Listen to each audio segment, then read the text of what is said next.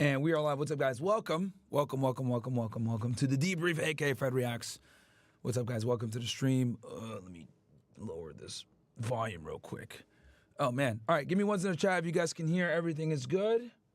Give me ones. We are live. Welcome, guys. Welcome. Let's see here.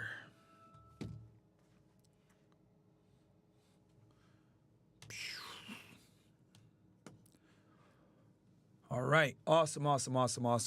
So what's up, guys? Welcome to the stream, man. Today we're going to be covering some updates on some pretty big cases, man. We're going to be covering Bryan Kohberger and Diddy. As you guys know, the Bryan Kohberger case, I've talked about it, before. I covered it when it first happened. For those that are wondering, this is the case out of Idaho, if I'm not mistaken, where Bryan Kohberger, who was a student, I think it was a grad level student, he went ahead and allegedly butchered a bunch of college students and one of their homes. Obviously shook the whole community. It was absolutely wild. And yeah, it was crazy stuff. And I did a whole thing on that, and it was wild because obviously the violence, right, that was used, absolutely crazy. And then on top of that, how they caught him.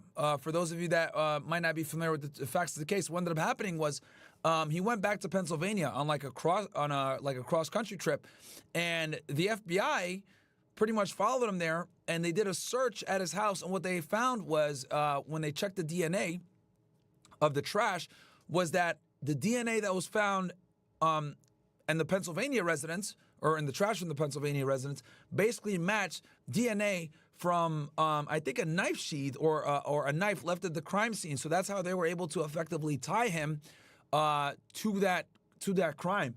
So we're going to talk about some updates to that case that have recently come out from Law and Crime. Bear with me here real quick as I get the different chats activated. Shout out to all you guys, man. We're getting the whole O/squad in here. I was on Twitter earlier trying to put out some fires, as you guys know. That always happens. But I think we made some progress, man. We ended some beef there between some people. I'm going to work to try to end some other beefs because I do think that, it's very important that we have these conversations. And bear with me, guys, as I'm looking at a million different things here, trying to fix things. Let's see. And then also we're going to read some chats as well. Well, I got here, Soft Life says, Hasan says, Fresh and Fit, Candace Owens, Carlson, and Sneeko are the most popular, visible anti-Israel right-winger advocates right now. Really? He said that. Let's see. Hasan finally giving us our flowers? Finally giving us our goddamn flowers, this hating ass nigga? Look, I would actually sit down. To begin this morning, I would actually sit down and have a conversation with Hasan. I don't hate him. I disagree with him politically on many things, and culturally, right? He's a big feminist. He thinks that Marxism is cool. He has a lot of socialist beliefs. But one thing that I do agree with him on is the Israel problem. He might think that I'm a bit more extreme with it. He might think that I'm a bit more problematic with it. I'm a bit crazier with it. But that's fine. I think we need all different types of voices when it comes to this problem because, quite frankly, it is a fucking problem. And our country is 100% occupied. Stu Peters actually made a fantastic documentary on it. You guys should go check it out. I still to this day, support Stu. I know him and Gary have some problems. But the Occupied documentary is fantastic, and I think everyone should go check it out. It's pinned at the top of his X page, and you guys will see how our government is occupied. And at the end of the day, man, anyone that's bringing attention to this stuff, I'm going to support you. Whether I agree with you on some things or disagree with some other things, I think the problem outweighs personal differences. So yeah, that's kind of where I stand on it. But let's go through this clip real quick that Soft Life sent in. Let's go ahead and see what he has to say, and then we'll get into the true crime stuff with the Kohberger case and Diddy. Let's see here. Battle between the Trump administration and Mahmoud Khalil, the Columbia University graduate student and pro-Palestinian activist it intends to deport. A few days ago, Erin Moriarty talked with his wife, who's expecting the couple's first child next month. You know, my husband was taken away from me in the middle of the night. And you guys know I've talked about the Mahmoud Khalil case for a bit now. Though Mahmoud Khalil is a left-leaning activist, I still will fight for his right to free speech, and that was obviously taken from him because he was taken away by ICE agents for his political views on Israel because of him being involved in the Columbia protests, which, you know, is kind of crazy that they would hold him solely accountable for that. But again, I've discussed this before. The goal here isn't to actually, you know, get rid of what they call Hamas sympathizers. Rather, it's more about getting rid of dissenting voices against Israel because Israel is gearing up to go to war with Iran. And I've went into excruciating detail about this when it comes to foreign policy. So yeah, but let's cover this a bit more and see what's going on here. It was one of the most terrifying times of my life. I don't think I've ever experienced anything scarier than that. Noor Abdullah, a 28-year-old dentist born and raised in Michigan, has suddenly found herself in the center of a storm she never saw coming. She and her husband, 30-year-old Mahmoud Khalil, had been living in Columbia University housing while he completed his master's degree, and they awaited the birth of their first child. I was so excited, like we were setting everything up for like the nursery and his clothes, and Mahmoud was so excited too. Like, turn around. Okay, let's not. Okay. That all changed on the evening of March 8th when federal agents arrived at their door. And he was like, "Are you Mahmoud Khalil?" Mahmoud said yes, and the man said, "We're with the police, you have to come with us." What's going through your mind at that point? I was scared. I was terrified. Yeah, they just like handcuffed him and took him. I don't know what to do. Abdullah used her phone to document what happened next. At this point, Mahmoud was like, "Go take the keys, grab my green card." He thought maybe like if he shows the green card, you know, we'll be fine. Did you think that if you showed the fact that your husband was a legal resident with a green card, that he'd be okay? Because I was like, this is just a misunderstanding. They're going to take him away. They're going to take him to 26 Federal Plaza, see that he has a green card. He'll be home in a few hours. Excuse me. They're not talking to me. I don't know. Excuse me. The lawyer would like to speak to somebody. Oh my God, they're literally running away from me. She has not seen her husband since. Khalil, who has been in an immigration detention center in Louisiana for 2 weeks. And I'll tell you guys this, when they move you down there, they're pretty much fixing to deport you. That is one of the main deportation hubs in the United States down there. It's in, I think it's in Lafayette, or it's in the Lafayette area of Louisiana. So I've been there before. I remember I had a drug investigation. There was a guy there, and I went to go talk to him there. So yeah, very familiar with that facility. Is one of many international students that the Trump administration says it plans to deport for their alleged actions in student protests. At Columbia University in New York, demonstrations against the war, while mostly peaceful, also led to the occupation and vandalizing of buildings. And what many Jewish students described as a threatening anti-Semitic atmosphere on campus. We know now that there are students in our class that simply hate us because we're Jewish. Noor Abdullah says her husband... I fucking hate this narrative so much. The American government... Yeah, and that's I think I know what Hasan's about to say here, but yes, that is a lie. It's not that they hate you because you're Jewish, bro. A lot of the people that literally protest on these college campuses are Jewish. That's a lie. It's they dislike the Zionist regime and the unfair treatment and asymmetrical warfare going on in Gaza right now. That's what they dislike. Government is so unimaginably dumb, and the media is so fucking stupid that, like, the hysterics of students on campus, like the hysterical perspective of a pro-Israel Jewish student on Columbia campus is more important than the First Amendment. It's more important than being able to say, hey, don't do a fucking genocide, please. Don't associate with a country that is doing a genocide. It is, like, it's hysteria. There's nothing to it other than hysteria. Like, these student-led protests are also led by Jewish students. Like, what are you talking about? Yeah. When have conservative students not talked about how fearful they are on college campuses, man? They always talked about it. They're like, oh, libtards run the campuses. We hate it. They always want to have safe spaces and shit. Okay. Khalil, a Palestinian born in Syria, became the lead negotiator between protesters and the university. This encampment is a minor inconvenience compared to the generational shaping events taking place now in Gaza.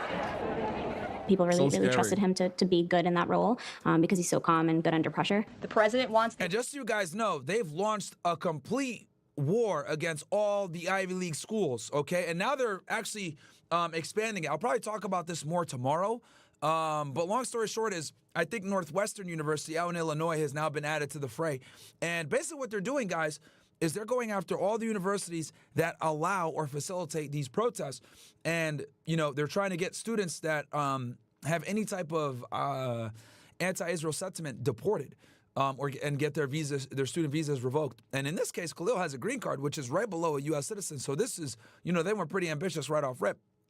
So this is something that the Trump administration has been pushing on very hard, which, again, the reason why I have such a big problem with it is because there's illegal aliens here that snuck here, that broke the laws, didn't come here legally, and that are criminals. And we're diverting resources from ICE to go after these college students when they're legally here over political thought, which I think is absolutely crazy.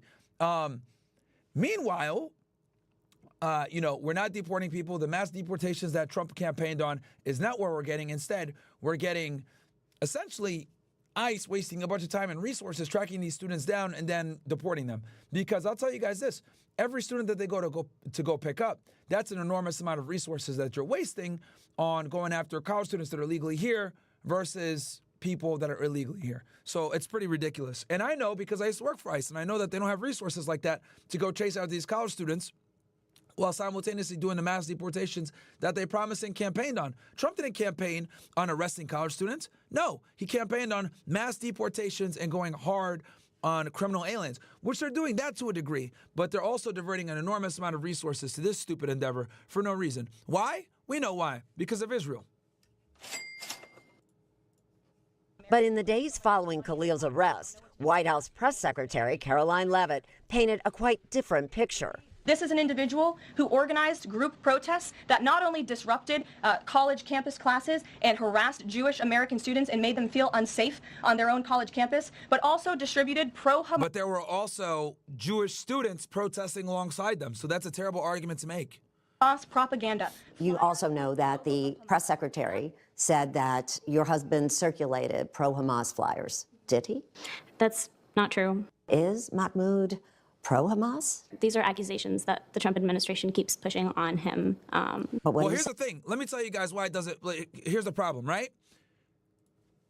They arrested a girl out of Tufts, a Turkish chick, Tufts University up in Boston, more Somerville for those that want to be particular. To all my Massachusetts people, you guys know what I'm talking about. So they arrested her up there, right? And she was not pro-Hamas at all. She simply wrote in an article for the newspaper for the school talking about protesting Israel products. And they went and picked her up. So it's not about being a Hamas supporter. It's if you are critical of Israel, they're coming after you. That's the problem here. That is the problem.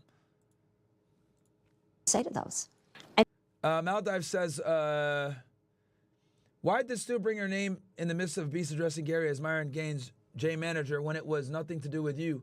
You may think it's cool, but he's indirectly calling you out and letting people know you can't be trusted. I mean, that's how you might interpret it.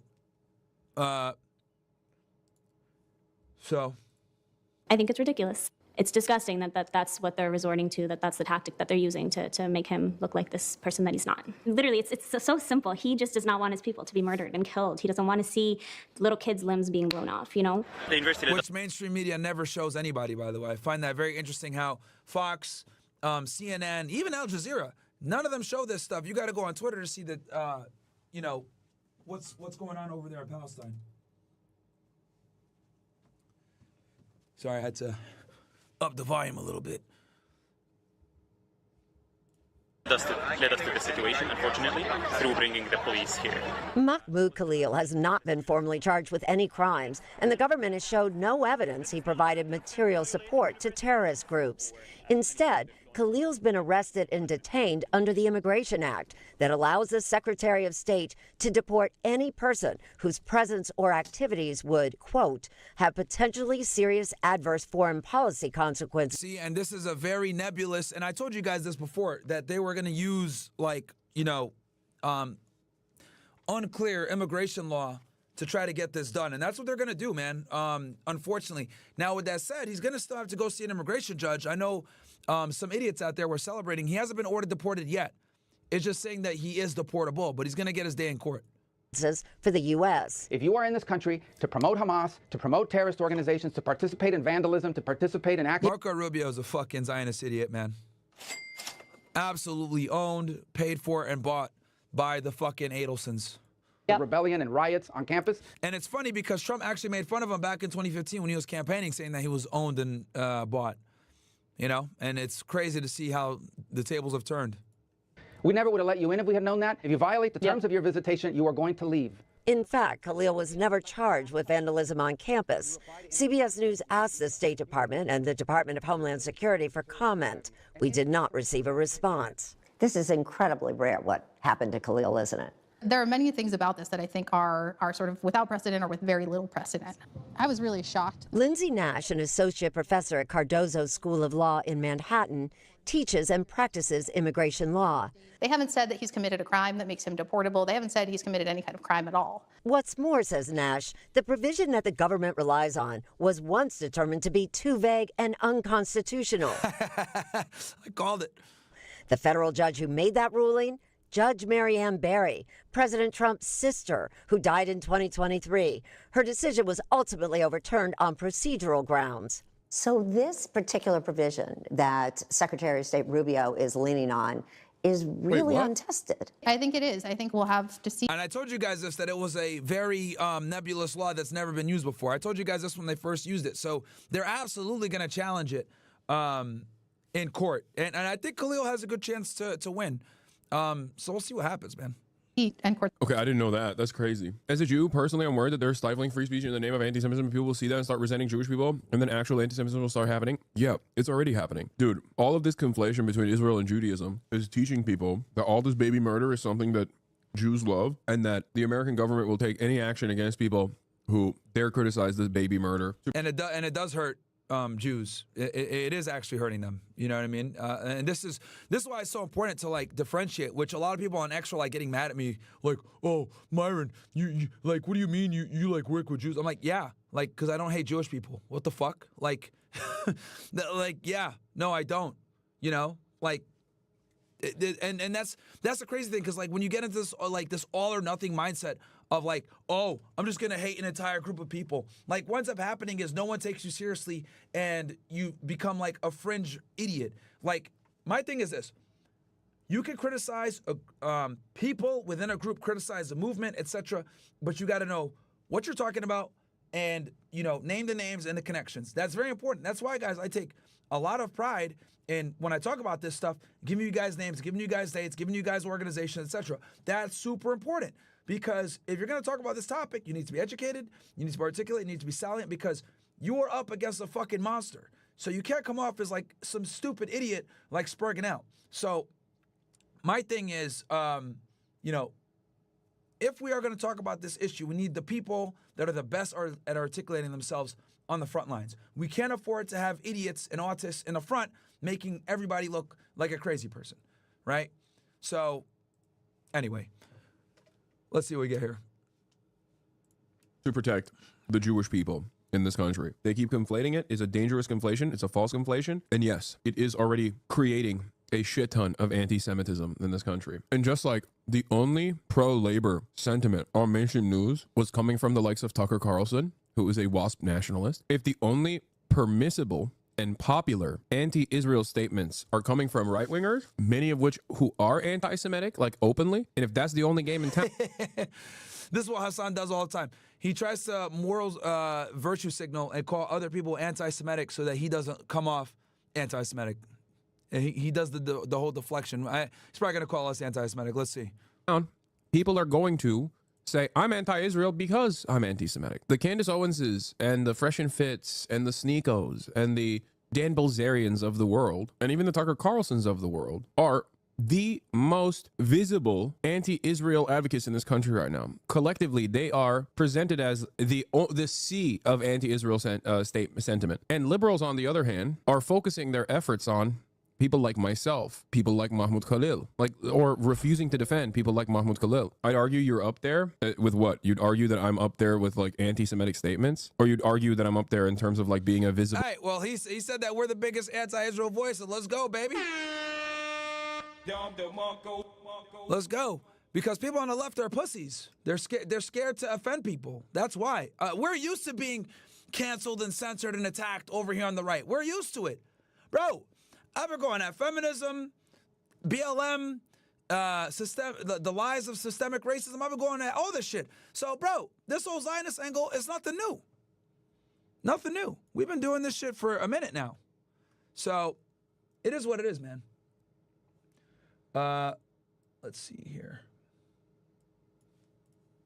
Anti-Zionist in this country. I am up there, but my reach, my popularity. No, I understand what you meant. You meant like in terms of popularity.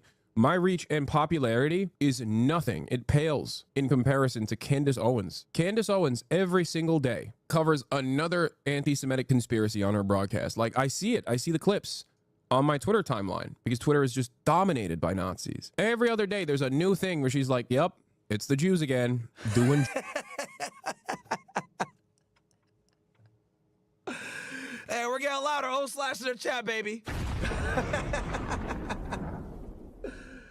Oh, man. Oh, man.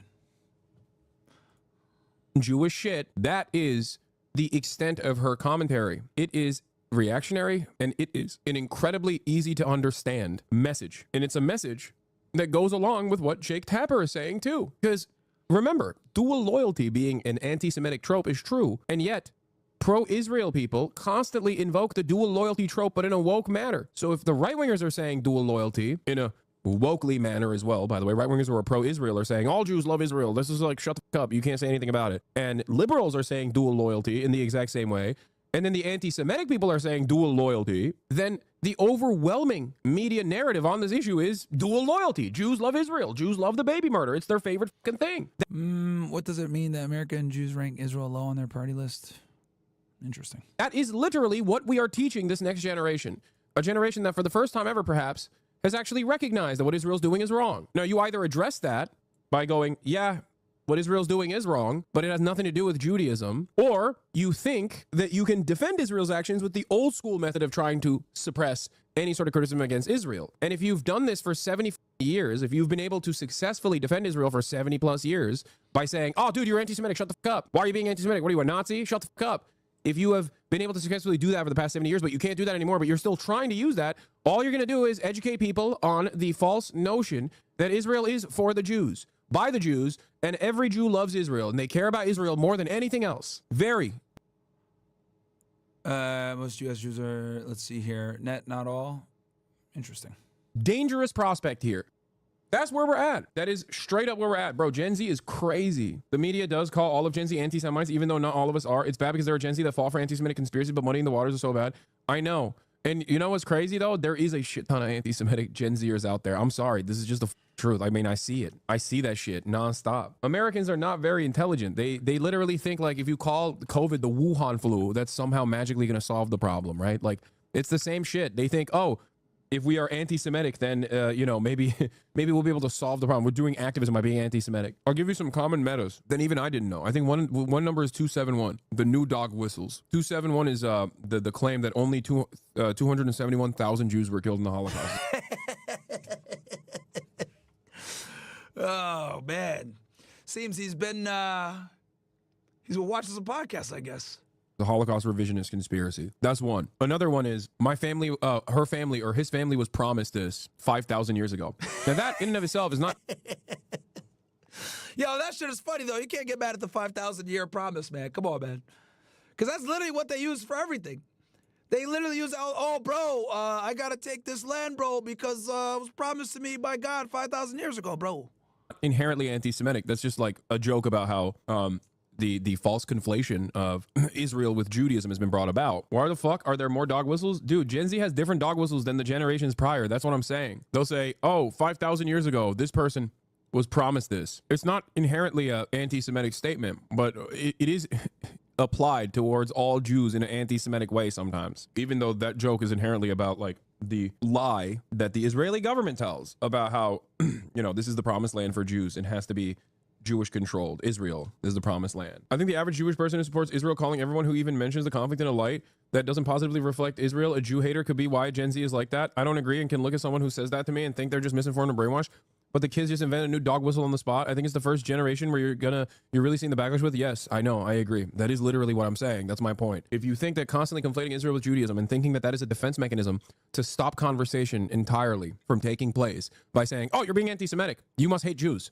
If you hate Israel, you hate Jews. When you say that, people are going to be like, okay, I do hate Israel. I guess I hate Jews. That's how it works. And in the short term, this kind of anti-Semitism actually benefits Israel's project anyway. Not dissimilar to the bombing campaigns that the Mossad did in Iraq, blowing up synagogues in Iraq with the hopes of forcing the Jews in Iraq to escape to Israel. They did that shit because they wanted Jews to feel less safe in other countries so that they would have to go to Israel because Israel has to constantly. This is true.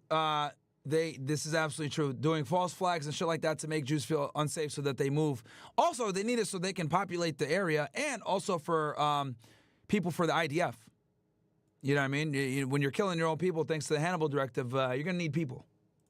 Constantly grow. Israel must be a Jewish ethno-state. But I think the craziest shit is when the Trump administration says, like, Shalom, Mahmoud. The Trump administration, the right-wing government is saying, Shalom, Mahmoud. This is why, like, I can't stop thinking about that. I can't stop thinking about how insane it is that the American government's official accounts said Shalom, Mahmoud, after ripping away Mahmoud Khalil in the dead of the night away from his American. That is kind of crazy. I mean, that tells you that it was influenced by them boys. Citizen, white, United States of Israel, who's 8 months pregnant for the crime of speaking out against Israel's genocide. Yeah, it's like, dude, this is literally, yeah, it's the White House Zog posting on Maine. Exactly. Like, this is everything Nazis have been saying. And Zog is a Zionist occupied government. It's a 4chan Nazi term. This is the type of shit that David Duke would never have dreamed would be happening in broad daylight. You know what I mean? This is the type of shit that like Nicholas Fuentes and David Dukes of the world have been saying is going on. And the American government is like posting. And they proved it right. So were they wrong, Hasan? Welcome, punch! David Duke has been talking about this shit since the fucking 1970s. That we have, our government is controlled. They proved him right. And they proved Nick right too with that shit. So, hey, there is a fifth column in the U.S., an invisible fifth column that's run by them boys, bro. And finally, even a liberal like fucking Hasan is seeing it, man. Because the problem is that guys like Hasan are too pussy to call it what it is, right? They'll talk about the humanitarian crisis. They'll talk about the people dying. They'll talk about the apartheid ethno-state, but they won't talk about how this apartheid ethno-state continues to exist. So when he sees Trump say Shalom on a Twitter post, he's shocked by it. I'm not. I've been talking about this shit for a minute now. That's why I got demonetized for saying that America is run by them boys. Think about it. I mean, yeah, it's way older than 4chan. Fair. We'll have a lot to consider. Yesterday we had a very long session with the university negotiators. So who is Mahmoud Khalil? Insider or conciliator? Legal experts say this case is about a lot more than a single man. The idea that Mahmoud Khalil, one grad student at Columbia, is imperiling the foreign policy of the United States is absurd. Connor Fitzpatrick is a senior attorney with the Foundation for Individual Rights and Expression, or FIRE. He believes the true reason that Khalil and other students are being targeted is because of their polarizing viewpoints. Freedom of expression is hard. It requires listening to, tolerating, and even defending views that you or I might find completely repugnant, that make our blood boil. But the alternative is so much more dangerous. The students were violently attacked by public safety without any warnings. But Khalil is the face of campus protests. He's been accused of helping to create an environment of anti-Semitism. I think to a lot of Americans, why shouldn't he be deported? So the First Amendment and principles of free speech are designed to protect. I don't think this attitude is as popular as this fucking dumbass is presenting it as. Protect the unpopular speakers. There is no such thing as an un-American viewpoint in the eyes of the First Amendment. Sure, if the administration could come forth with new evidence that they haven't provided so far, showing that Mr. Khalil engaged in vandalism or engaged in conduct that would rise to the level of harassment, we would be having a very, very different conversation. If the government establishes that he is a leader or a representative of a terrorist organization or advances or espouses their cause. This guy with the yellow badge, you already know. That is grounds for stripping him of his green card and removing him. Ilya Shapiro is director of constitutional studies at the Manhattan Institute. Oh my God. Of course, last name Shapiro, you already know what time that is. Dude, the Manhattan Institute is where Christopher Rufo's from, by the way. Jewish consultant wearing a release the hostages pin at the neo-Nazi Manhattan Institute think tank saying, yeah, you should be. Yep, it's a Zionist think tank. And by the way, guys, just so you know, there's so many of these Zionist-run think tanks all across America that use these names, Manhattan Institute, etc. But they're really run by a bunch of them boys. And they come up with and work towards policy and laws and regulations that benefit Israel. A lot of these fucking think tanks all over America, by the way, chat. And it's kind of funny to see Hasan slowly getting fucking red-pilled, right? Because the thing is with the liberals, right? Here's the problem with the liberals, with these motherfuckers. The liberals, right, are too pussy to call it what it is, all right? They're too pussy to call it what it is.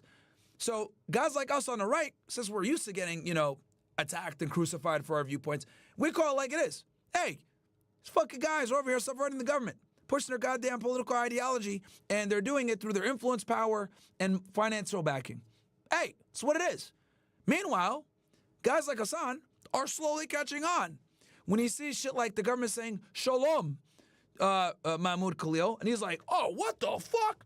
Why would the government say something like that? Yeah, dude, because the government is run by them boys, okay? It's not run by the Italian mafia. It's not run by by the blacks or the Bloods and the Crips or whatever. It's run by a whole other organized crime group, organized mafia. It's the kosher mafia, man. You guys thought it died with Meyer Lansky? No, it's still alive and very fucking strong. It's very alive and well. So liberals are kind of getting red-pilled on this shit that we've been talking about for a minute. So he's over here saying like, oh my God, like the things that David Duke and Nick Fuentes are saying is coming true. Yeah, it's always been true. It just took a war in the Middle East where we can see what's going on with people dying and getting blown up and kids getting completely annihilated for people like Hasan to finally wake up and realize, oh shit, maybe our government is occupied. But these guys have been talking about it for a minute. But here's the problem. People on the right, and when I say the right, I mean as in what they consider the alt-right or the far right. You want to use a David Duke, you want to use a Nick Fuentes, you want to use a Richard Spencer, any of these guys, right? They've been talking about this shit, but they got banned. So the general public never heard this voice. But now that we're seeing what's going on in Gaza and we're seeing them mobilize and pass out this legislation and these deportations, now what these guys have talked about for decades, by the way, is being fucking proven. Why? Because Israel's security is in question. It's in question because they want to go to war with Iran. And in order for them to go to war with Iran, they need U.S. support. In order for them to get U.S. support, they need public sentiment that is positive towards Israel and Zionism in general. How are they going to do that? They need to remove all dissenting voices. That is why they're removing the college students. The college students are at the forefront of this discussion. So if the college students keep protesting against Israel, they keep protesting against the war in Gaza, if they keep protesting against the war in Iran, Israel will not be able to do what it wants to do, which is do what? Get rid of Iran, because Iran is the only country in the region that challenges Israel's hegemony. And Iran is the only country capable in the region of getting nuclear weapons, which will have to put Israel on its back foot and would have to bring them to the table to do what? Negotiate. And Israel doesn't want to negotiate. We know that they've been sabotaging the two-state solution. We know that they've been doing everything in their power to stimulate a war with Iran and the United States. We know that they don't want peace in the Middle East like they want. They want power in the Middle East. That's what they want. They use a stupid-ass neocon statement of peace through strength. No, it is strength, and then you motherfuckers better make peace with us. That's how it goes. Okay? But that strength, a lot of the times, is wielded through acts of violence and acts of intimidation. Okay? And they will stop at nothing to do it. They'll stop at nothing to do it. And it's funny because you got political commentators like Hasan that are just catching on to this shit now. He thinks it's shocking that Trump is saying shalom. I don't think it's that shocking. I told you motherfuckers before. When I saw Myron saying give him that much money, I was like, oh, Lord, here we go, bro. Here we fucking go. Look at the donors, and you'll figure out what the policy is. Myron Mickelson gave $100 million. You already know. He's going to have to go ahead and do something for that. That's going to come with contingencies, that level of money. So, yeah, anyway. Deported if you hurt the feelings of Israel is psychotic. This is why I always say, I think a lot of American Zionists who are Jewish themselves, or American Zionists who aren't anti-Semitic themselves, who, you know, care about the safety of Jews in this country, do not understand what they are advocating for and how badly this will explode in their faces. You are making some scary allegiances, dude. This allegiance will be short-lived. Institute, a conservative think tank. Shapiro, who has called for a crackdown on pro-Palestinian. Yeah, I'm going to watch the in-campus official trailer. I asked if I could see the whole thing. I can't watch the whole thing yet, but it's going to be released, and I will be watching it. Also, I want to say my bad to Macklemore. I know I've made a lot of jokes about Macklemore, but honestly, he's awesome. He's been funding a whole bunch of these documentaries and things like that. I mean, he's great. Macklemore is awesome. I'm sorry I said he was corny in the past. I'm here to... Well, he is corny, bro, but that's fine. Another voice in the fight, right? I'm here to right those wrongs. He's the man. He's dope. And protesters says this case is not about speech, but what he says are illegal actions. Nobody is being prosecuted for their speech. It's not that American citizens can speak freely, but non-citizens can't. That's not the issue. But with these immigration regulations, if you are a supporter of, if you're organizing together with others to conspiring to do certain things, those are actions. And it's those actions that put you askance of the immigration law. If he wasn't charged with those crimes at that time, and he hasn't been accused of them now, should he be deported simply because people think he did it? You don't have to be charged, let alone convicted of a crime, to be deported. Federal court and immigration judges. Yeah, you do a lot of the times. You actually do. That dude's an idiot. You do. If you get deported if you're convicted of a felony or 2 crimes of moral turpitude, dummy. See, that's the problem with these guys, man. They don't know what they're talking about. Yeah, deport him because he's talking about Israel. Will have the final word. While the case plays out in court, Khalil's attorneys have asked for bail. Noor Abdullah fears he'll miss the birth of their... And he's a green card holder, so yes, they absolutely have to convict him of something. ...their first child. Meanwhile, a Rasmussen poll released this past Thursday finds 45% of likely U.S. voters believe he should be deported. I know, I'm sorry. His wife, a U.S. citizen, has now taken on a role she never wanted, answering questions she feels are often unfair. The broad, popular, generational momentum against Israel cannot be led by anti-Semites. Because if it is, then everybody's... Is repression of Jews... Well, here's the thing, Hasan. You see, this is the problem with Hasan. He doesn't realize that the definition of anti-Semitism changes every day. He doesn't realize that they're going to start calling, they already call him an anti-Semite. Like, bro, you're not going to win with this whole definition war. They're going to call you an anti-Semite. Excuse me, guys, let me turn this camera on. Like, they're going to keep calling you an anti-Semite too, bro. Because here's the thing. They're expanding the definition right now as we speak. I think they've already expanded it, where criticism of Israel now constitutes as anti-Semitism, dude. So, this whole, we can't let anti-Semites like me, the ones that are bro, you're in the same fucking box as the rest of us, so just embrace it. This is what I say anytime someone calls me an anti-Semite. Can you call me a fucking liar? Oh, no, you can't? Oh, okay, shut the fuck up, asshole. If you can't call me a liar, then no one gives a fuck what you got to say.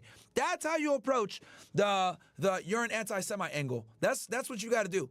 You can't sit there and be like, well, I'm not an anti-Semite, because no, then you're on your back foot. You address it with my famous quote. Can you call me a liar? Am I a liar? Oh, no? Then shut the fuck up. It's really how you deal with it. That's how you deal with the problem. All right? Anyway, but I will give him credit. He said that basically we are the leaders of the thing. What was it? I think it was like 7 for the new viewers that are joining in. What was it 7:30? I think it was. Let's see here. Yeah, 7:13.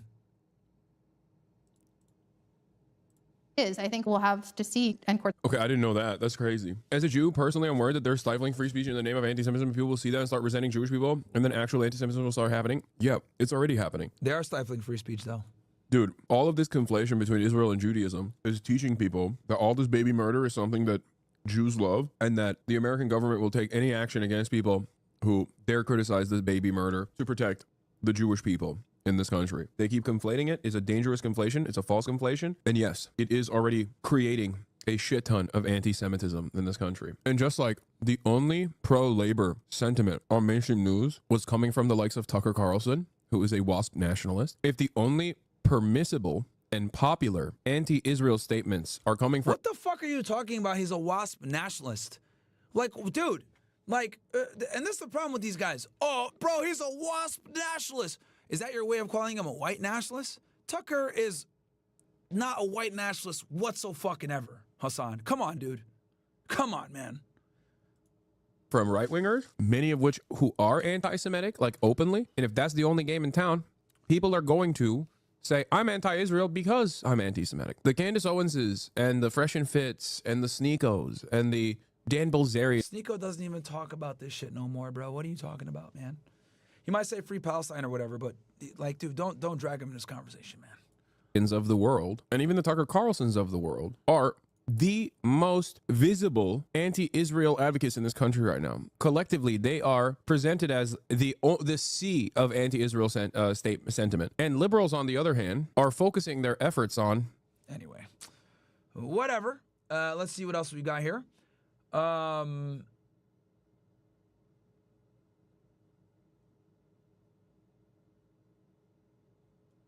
Okay, we got here, Maldive says, it's not how I interpreted, it's how everyone else is, since you wasn't getting bashed until he pointed out. Stu as Beaver Gary should have addressed him by his name and not include you. Yeah, I mean, yeah, he didn't have to, but I don't know why he did that. Especially when I've, like, promoted him and endorsed his work. Kosher Nostra, why does Israel want to go after Iran? Isn't Pakistan a country next to Iran a greater threat to Israel? They already have nuclear weapons. Yeah, so here's the thing. They'll focus on Pakistan after the fact, but Pakistan is kind of... Pakistan is a lot more aligned with the United States. Pakistan is an ally, so that's not that much of a problem. Iran is the problem because they can't control Iran. So that's kind of why... excuse me, guys. The camera keeps fucking turning off. That's why they're going so hard after Iran. Because Iran is the one that's funding the proxy powers that Israel hates. So that's mostly why. Let's see here. What else we got? But I wouldn't be surprised if they toppled Iran and then they topple Iran and then they go into Pakistan after. But Pakistan's pretty much neutered by the U.S., bro. They have nuclear weapons, but they play nice with the Western world. The fact he admitted to watching Fresh Fit tells me he knows y'all are right and he's slowly catching on, but doesn't want to lose his liberal crowd. He'll come over to the dark side soon. LOL. Yeah, I mean, look, I think Hasan, like here's the thing, right? This is why I don't shit on him too bad. The ADL did launch a massive campaign to get him canceled, right? They really did. So I am sensitive to the fact that he doesn't want to lose his platform, right? I'll give him that. Like, I know Jonathan Greenblatt, the ADL, they went after him. They put an enormous amount of pressure on Twitch to get him banned, calling him an anti-Semite and stuff. A couple of congressmen also were like lobbying to get him banned, so I get it.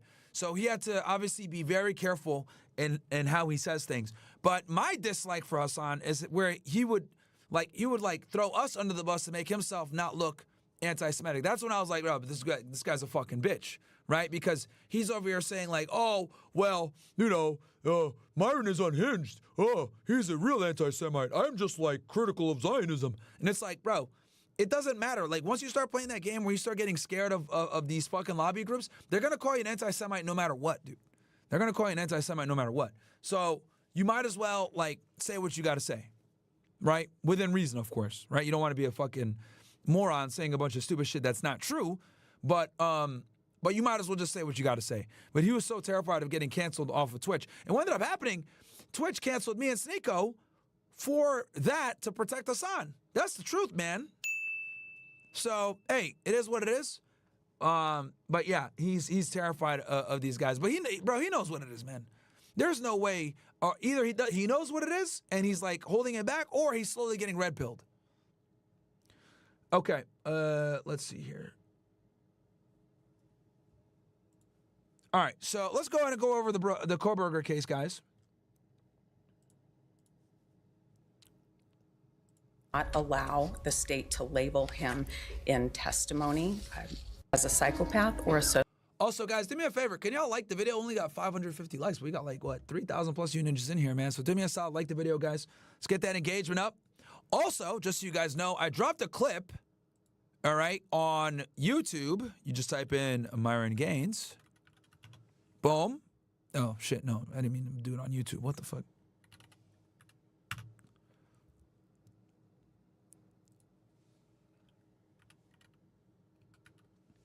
You go Myron Gaines, bam. Find the page. I dropped this clip right here, guys. October 7th sabotage. Hostages. I put timestamps in it for you guys as well. And I go over here how Israel could have got the hostages back without war, but lied. And I actually got a nice source in here as well. So, yeah, make sure to go check it out, guys. I'll drop the link in here for you guys. Let's get the views up on this bad boy. We're only hitting like 1,300 likes. Sorry, 1,300 views. I don't know why. But I go into it in detail, and I put timestamps for you guys in there too. But yes, just so you guys know, Israel could have got the hostages back on October 10th, but they chose war instead. They chose war instead. Zionism, Judaism, there's no difference. Adam Green was right about you being a former agent. No, there's a big difference between Zionism and Judaism. This dude's name is Zionist Cuck. Hilarious. There's a big difference, bro. Because here's the thing, dude, and this is why you got to stop being like, this is what I mean when I say we got autist retards. If you're going to say Zionism and Judaism is the same, why are there Jews in Brooklyn, New York right now burning Israeli flags, protesting with Palestine flags? They are anti-Zionist, but they are Orthodox Jews of the highest degree. Explain that to me. So no, you cannot conflate the two. And this is why, this is the problem we have idiots, right? That's what happens when we have idiots that say stupid shit like that. Judaism and Zionism are not the same whatsoever. One is a religious ideology, the other one is a political ideology, okay? That is why we have Christian Zionists. By the way, most Zionists are Christians. But see, this is what they want. They want division. They want us having low IQ conversations like this. Zionist cuck. I should call you Zionist retard, because that's what you are. Wall Street says, hey, Myron, I recently bought a shop for my gun engraving business, and my landlord and his brother were in the military for Saddam, and we spent hours talking about Israel. Thanks to knowledge. I got you, bro. I got you. Yes, they got rid of Saddam because he was also a big threat to the Zionist regime. That's why they got rid of Saddam Hussein. Valexia says, I just don't get it. Those men in the chair that are Americans in the Zionist think tank, what morphs their mind to sell American people for money? Is it really just money? What's your thoughts? Bro, again, I say this all the time. Left wing, right wing, it doesn't matter. The bird always goes to Israel. This is why people like Ben Shapiro, who's right wing, and Jonathan Greenblatt, who's left wing, agree when it comes to Israel. This is why people like Bill Ackman, who are lifelong Democrats, voted for Donald Trump. You see where I'm going with this now? So, let's see here.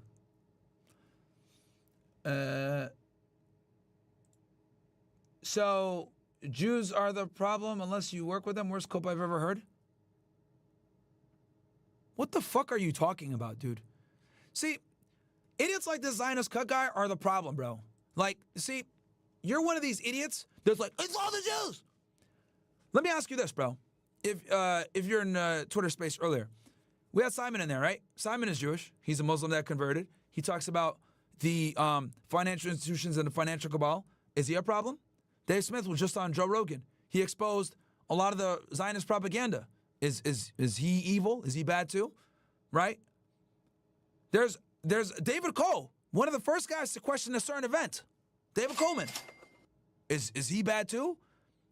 Like, I find it interesting that, like, people talk all this shit, but then you pull information from Jews that gave you the information that you currently use. Like, this whole, like, you know, well, I'm on YouTube, so I can't say it, but, you know, the certain event in the World War II, one of the first people to question that, to bring cameras over to Auschwitz, was a Jewish guy named David Coleman, that a lot of people cite in their work. You know what I'm saying? Like, bro, what are you talking about? Dave Smith is a controlled opposition. Fine. Let's use this argument that Dave Smith is controlled opposition. Guess what, though? Dave Smith woke a lot of people up about the clean break memo. Dave Smith woke a lot of people up about Israel launching wars on 7 different countries. Dave Smith woke a lot of people up on all these platforms. He went on Lex Friedman. He went on Joe Rogan. He went on, he's been on Candace. So just because he conveys information in a way that you don't like, or better yet, he conveys information but he's Jewish, you don't want to go ahead and listen to his information. But I'll tell you guys this. A lot of the people that listen to that Joe Rogan interview or his Lex Friedman interview don't know that he's Jewish. They're just going to research the things that he talked about, and they're going to Google it, and they're like, oh, damn, this is interesting. And then they get woken up. Do you understand? It's the information that matters. It's the truth that matters. It doesn't matter who says it, you fucking idiots.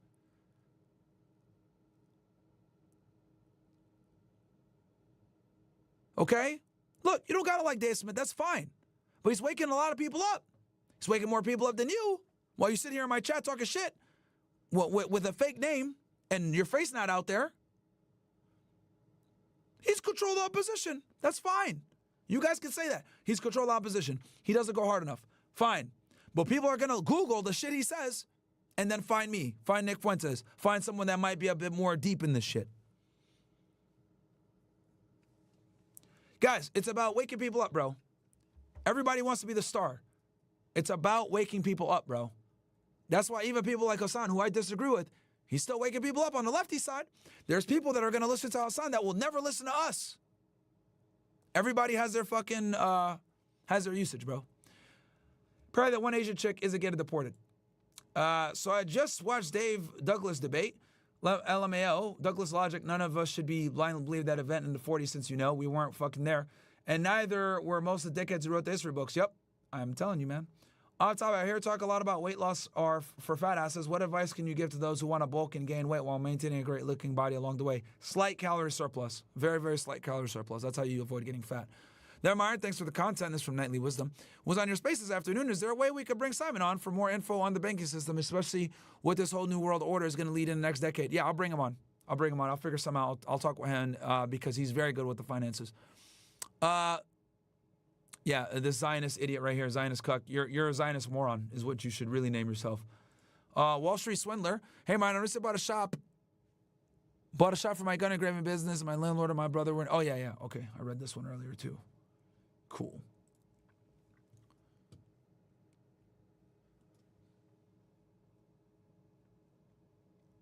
All right, I think we're caught up. All right, let's get back to Kohberger.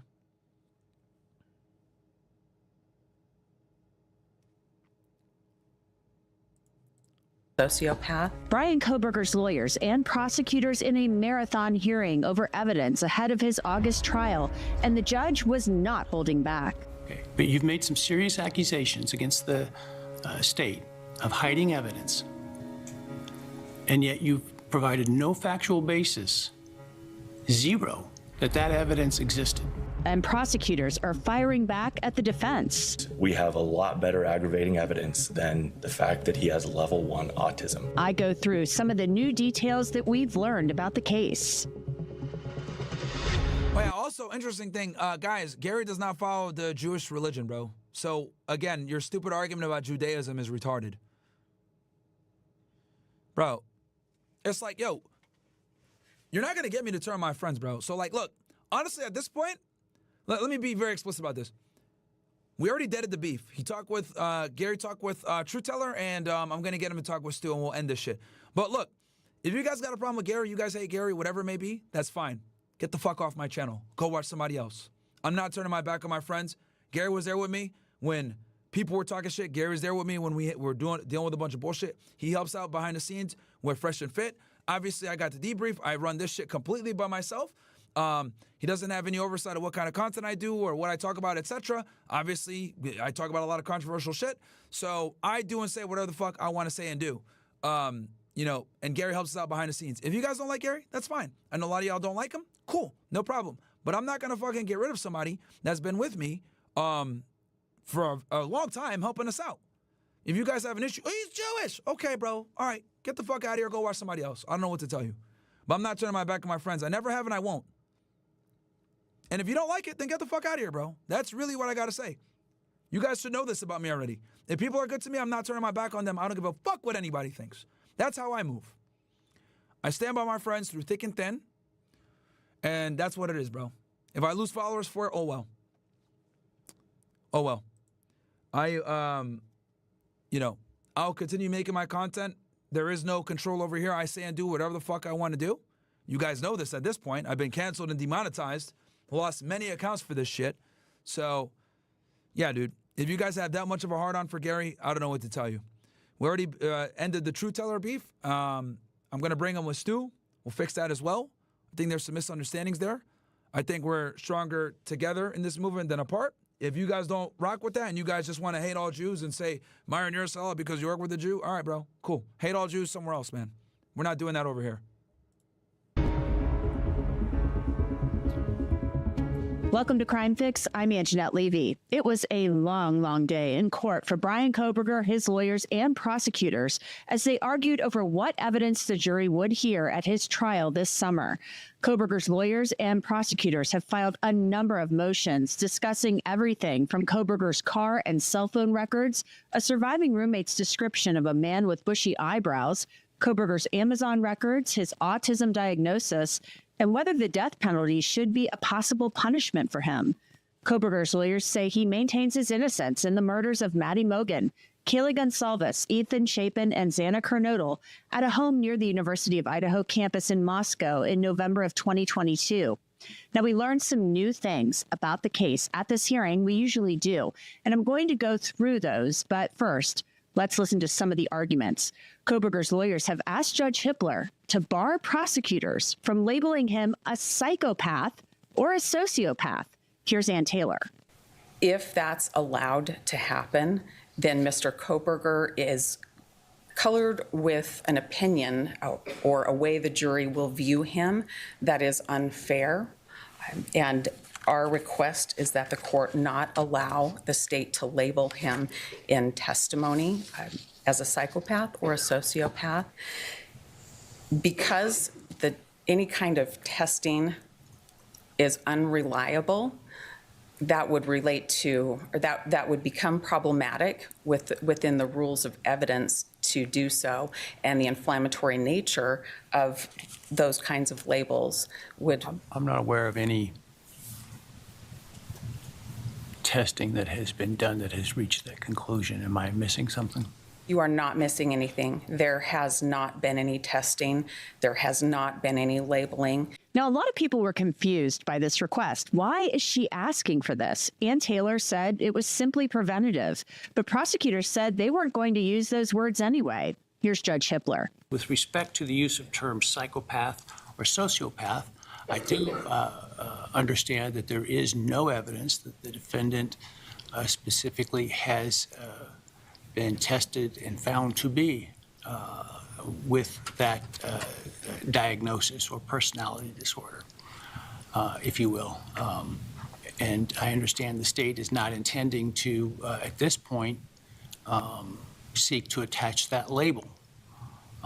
Absent evidence, competent forensic evidence, if you will, qualified expert evidence, and I haven't worked all the way through penalty phase, and I suppose that could come up in penalty phase of things, but for now, certainly for the guilt phase, innocence phase of the trial, I am ordering that the state and its witnesses not use those two terms where they're equivalents. I want to take just a moment to tell you about Upside, the sponsor of today's Law and Crime YouTube takeover.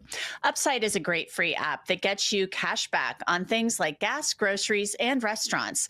This is real cash back. It's money over The decedents and the state of the crime scene.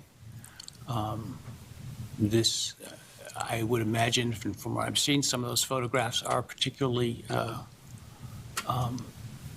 graphic. But make no mistake, these murders, whoever committed them, were brutal and were horrific. And so I suspect that the evidence will reflect that. Now, if it comes to cumulative evidence, or perhaps some that are unnecessarily graphic, we can address that on a case-by-case basis. Now, here's something new that we learned about the details of a traffic stop involving Bryan Kohberger on August 21st, 2022. This happened about 2 miles from the King Road house the night before classes started at the University of Idaho. Prosecutors want the jury to see that traffic stop to show Kohberger in his car, but the defense disagrees. In this video, things that make it more prejudicial than probative are that it provides presence in Moscow. It is at night. It is a visual of the car that is not just the make and model. It is Mr. Kohberger's statement that he doesn't think seatbelts provide much in the way of safety. Mr. Kohberger's question about why they need his phone number. Mr. Kohberger's question about how the officer reacts when people lie to him about wearing a seatbelt. If the court allows this evidence in, the state has the ability to use this to make many other points beyond identity. Valexia says, idiots in the chat spam talking about this. My mission right now is to make sure Jesus Christ is not worshipped. Everything you love will be taken from you. That's from Gary. Look, man, if that's Gary's view on Christianity, I don't necessarily agree with that. But again, that's his view. Gary is not a religious guy. He does numerology, which I actually disagree with. I don't agree with numerology. But that's his views, guys. Like, people, you know what I mean? People have different worldviews. People have different religions. People have different things that they subscribe to. Again, that doesn't have to do with his relationship with me. I don't know why you guys are spamming that. Like, you guys just don't like Gary, and you guys are trying to use it to, like, attack my credibility, which is fine, you know? Like I said before, bro, if you guys really don't like it like that, you guys hate Gary that much, or whatever, then just don't watch the channel, bro. Like, you guys hate Gary that much, and you guys want to use that to attack me, then don't watch the channel, bro. Like, it's just crazy, man. Like, his views are his views. Do I agree with that? No. But you guys are going to find something to bitch about anyway. First, it was Truth Teller and Stu Peters. I'm working on bringing them together and getting rid of the beef. Now it's, well, he said this about Jesus. Okay, I don't agree with that. He has his own views. He's a numerologist. He does his own shit. Why are you fucking coming after me for shit that he says? It has nothing to do with me. Holy shit, man. Niggas are annoying, bro. Like, I'm over here trying to do my stream. You guys asked me about this stupid shit, bro. Ask me, oh, bro, you said this about Jesus. What the fuck? I don't know. It's fucking annoying.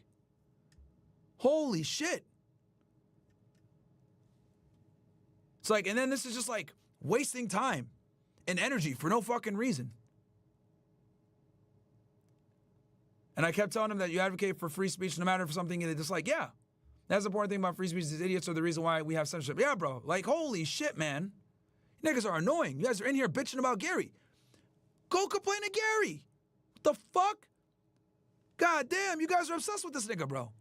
Holy shit.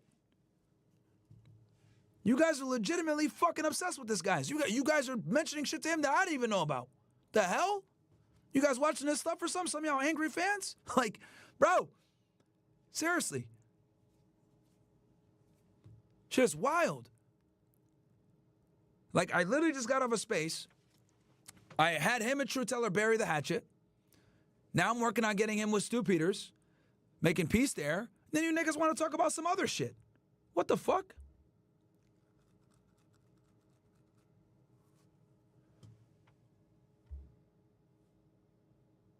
Really annoying, dude. What the fuck, man? Crazy how y'all are obsessed with Gary, bro. I threw a bone and pork shoulder on my smoker at 8 a.m. this morning for Passover. Okay.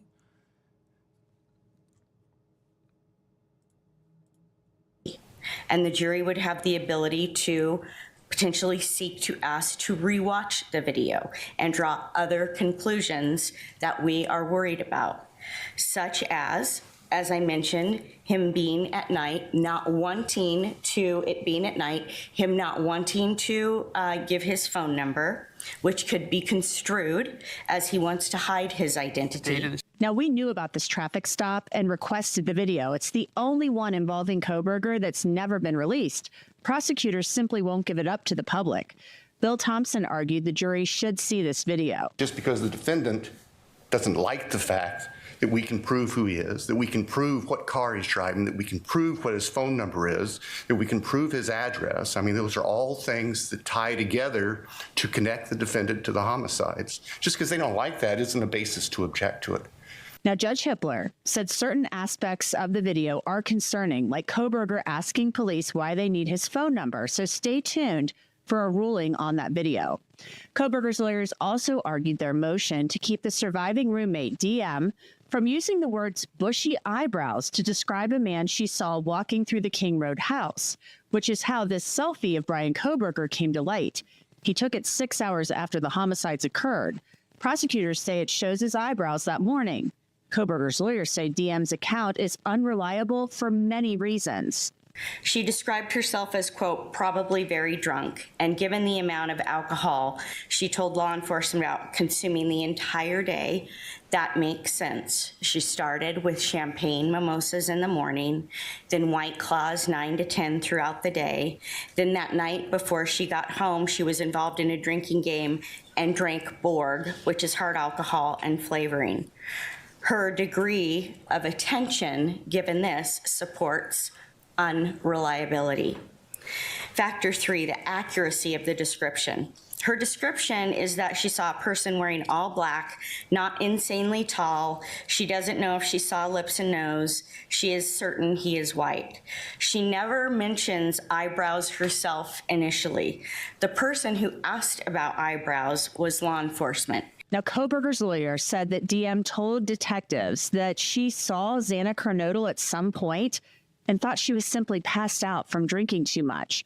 Prosecutor Ashley Jennings responded that DM is a reliable witness.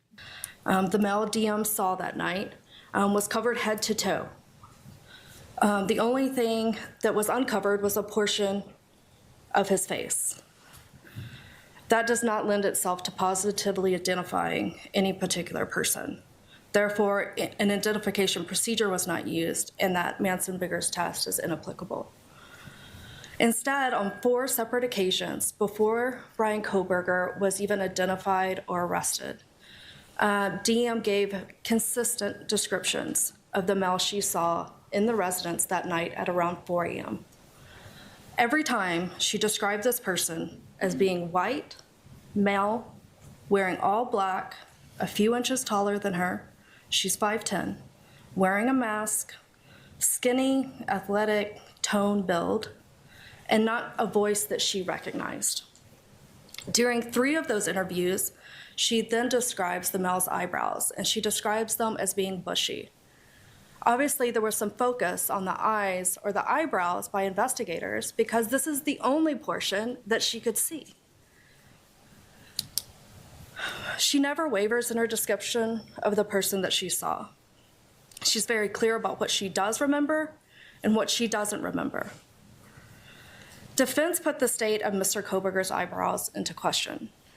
In an attempt to discredit DM's testimony or description, they wrote, Mr. Kohberger does not have bushy eyebrows. Judge Hippler did not rule on that motion. He will do so later. Now, just in the last month, the defense has revealed that Bryan Kohberger has been diagnosed with autism, and they're revealing this for a number of reasons. But first, Kohberger's lawyers say they don't want his autism used against him as an aggravating factor in the penalty phase if the jury finds him guilty. Your Honor, when I look through the mounds of discovery, there are probably 100 hours of interviews of people that Mr. Kohberger went to school with at WSU. And of course, those interviews come just hours and days after the headlines hit that Mr. Kohberger's been arrested in this case. And people that he went to school with, that he interacted with, had unkind things. Interestingly enough, yeah. So his eyebrows is what one of the witnesses noticed when he was walking around in a ski mask through the house after he had committed the murders. And obviously that's a very distinct thing. And that was also used as a very significant piece of evidence against him as well. And that's interesting that they're going to not use his autism against him. So that's a whole other game. To say about him.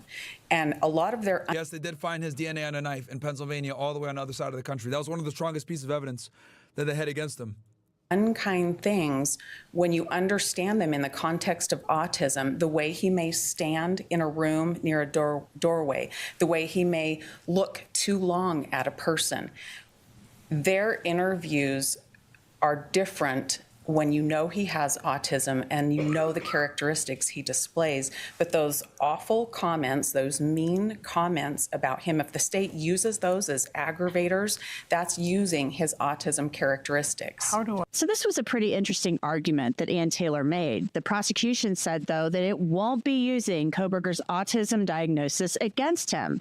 Here's Assistant Attorney General Jeff Nye. The state has no plans whatsoever to use the autism during the penalty phase as any kind of aggravation whatsoever. There is no plan to put on students from the university to talk about their personal views of this individual.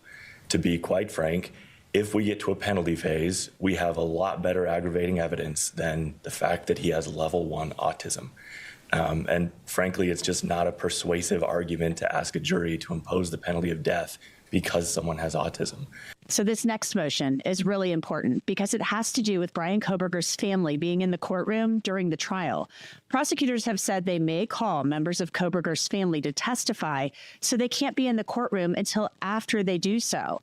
That made it sound like they may be cooperating with prosecutors, but Kohberger's lawyers say not so fast. The state submits that by simply placing our client's family on its witness list, that is enough to warrant exclusion, and further that they may call family members. I want to note that they have not subpoenaed them, the state's attorneys have not interviewed them, and they know that Mr. Kohberger's family does not have any interest in helping them. They also know from watching all of Mr. Kohberger's video visits how much his family loves him and supports him, and that he is absolutely dependent on them, having been in isolation for almost 2.5 years. And by the time we get to trial, it will be almost 3 years. His parents attend every court hearing, and the only reason that they are not here in person is that they do not have the money to fly back and forth from the East Coast. If they had the financial resources, they would be here in person every single court date. Sequestration of witnesses under IRE 615 is discretionary. The language in the statute is that they may be excluded by the court. This means that there's court discretion in that decision, and there's a reason for that. So that was some really interesting information that we learned from Kohberger's lawyer. His family is standing behind him. Here's what Ashley Jennings said in response. In no way is the state intending to use its subpoena power in order to exclude Mr. Kohberger's family from the courtroom. The state's not aware of any authority to support this argument that the defendant has a Sixth Amendment right to have his family in the courtroom. He, of course, under the Sixth Amendment has the right to a public trial, but that's not his choosing of who is in that courtroom. Totally understand it's within your discretion to allow certain immediate family members in the courtroom to support Mr. The reason Kohberger. you can't simply take up whatever family members you may need to testify in your case in chief right at the beginning. Other than, obviously I know you have a narrative on how you want to lay these things out, but what I will tell you is both sides ought to get used to the idea that with a 3-month trial, the trial schedule will not be held hostage to your narrative. In other words, we'll be taking things out of order, stopping witnesses to put another one on to make sure we get them through them, and picking them up again. And so is there a reason you couldn't call whatever family members you need right away? Well, I will say, we have no intention of calling all the family members. We have the intention of calling a few of the family members who serve certain purposes. I can't think of a reason that we couldn't. Obviously, it's not ideal. It's completely out of context. It's out of order. This is like a gumbo. And guys, I'm going to be doing a Zoom call with CastleClub Premium after this, man. So make sure to get into CastleClub Premium, guys. I'll get let me get the link here. I'll put it in the description for you guys. I will be doing a CastleClub call, CastleClub Premium. We'll talk about real estate, making money, whatever it may be, dating, all that stuff will be there, man. So make sure that you guys jump in there.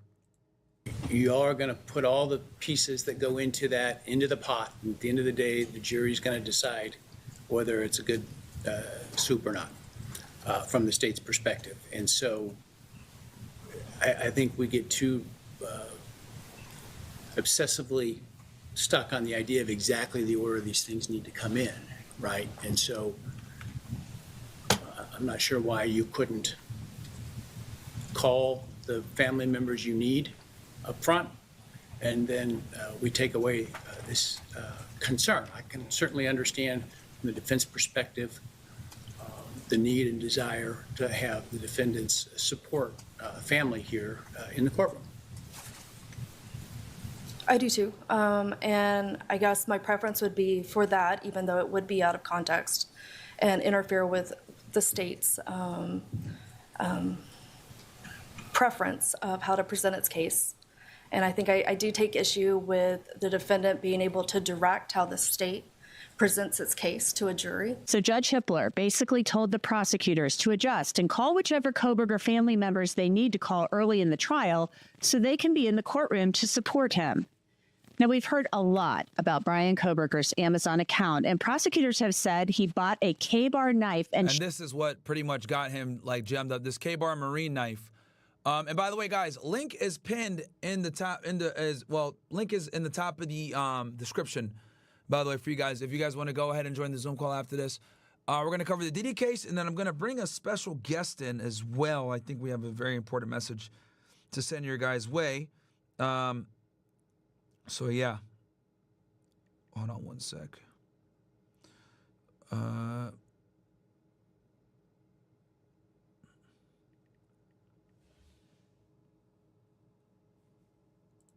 sheath on Amazon in March of 2022, 8 months before the murders.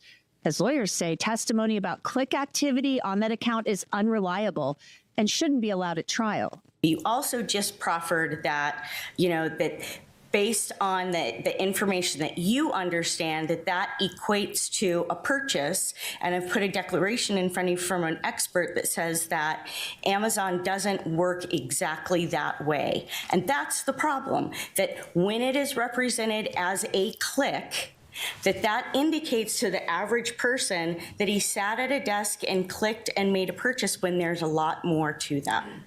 And maybe I'm completely out to lunch, but as I understand it, to buy something on Amazon, you got to put it in your shopping cart and hit purchase. And made a purchase. Am I wrong about that? That is a step, but how it gets in your cart and what items get in your cart really has to do with the whole model and the ecosystem of the way that Amazon works. Right? And so the state wants to apply in an argument, they will apply intent to purchase a K-bar to get to November 13th, 2022. The evidence to argue at closing arguments. But we still have to have testimony that explains those things in between. Now, Ashley Jennings says this shouldn't even be up for discussion. Judge, this is pretty simple. Shane Cox and Mike Douglas, since he gets brought up, they're fact witnesses. They're not going to have opinions. They review records. They're going to testify to what those records show. Shane Cox's testimony is laid out in the supplemental amended disclosure. This is exactly what he's going to testify to. And what he's going to say, he's very careful in what he says that he's going to say. That's what we're anticipating. There is no grounds to exclude his testimony. We applied for and we were granted a search warrant for Bryan Kohberger's Amazon.com user activity. The search warrant was narrow in scope to items related to the homicide and evidence related to the seizing of knives. In this case, it was knives and knife accessories. It directed law enforcement to see certain items: his customer click activity pertaining to knives and accessories, his payment methods used, details of items in cart, including all items added to the cart or removed from the cart or wish listed or in a shopping basket, all suggestions made to the account, All records regarding reviews by other Amazon users, advertising data, devices used to connect to the account, and all accounts linked to the account. The state requested the data between limited time periods, March 20th to March 30th, and November 1st to December 6th. Those were the relevant time periods. And in response, we got responsive data, and that's what we plan on presenting to the jury. Amazon's use of AI is not a basis to exclude, and it's completely irrelevant. AI doesn't click on things for a user. There are no legal grounds to exclude this. But listen to this. We learned something new about how the state claims Bryan Kohberger bought this K-bar knife, and it came from Judge Hippler.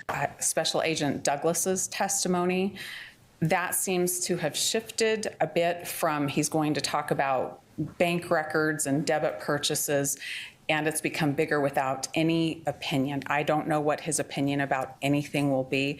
That needs to be limited. I think he can come in and talk through the financial records and say, this shows a transaction with Mr. Kohberger's credit card to purchase a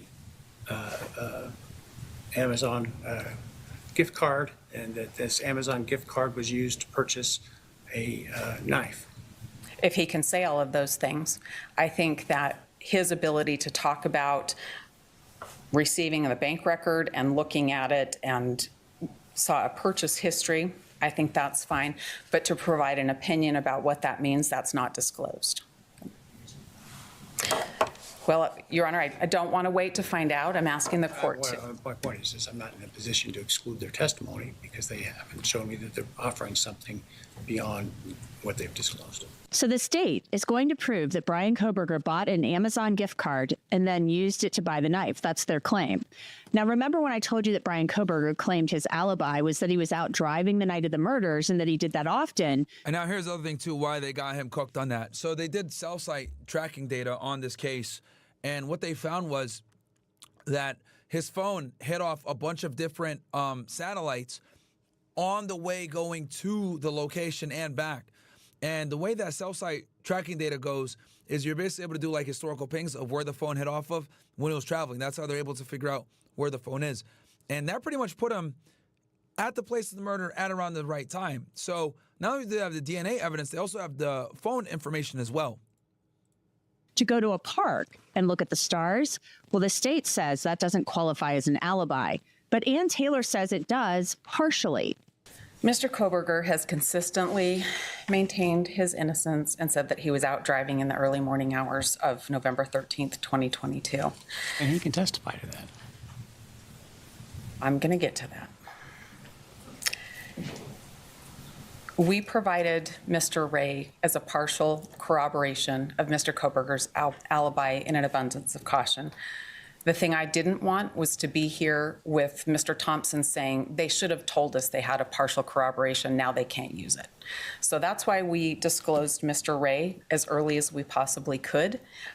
Mr. Ray took the stand in a motion hearing last May, I believe, and the state chose not to cross-examine him.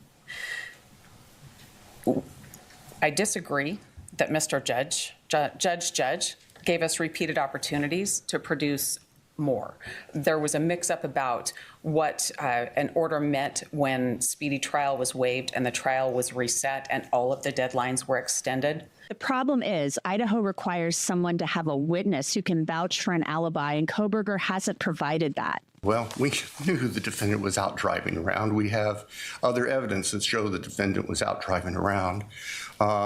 His phone was turned off, so we can't trace his exact location at the time of the offenses, but it overlaps and coincides with the time of the murders.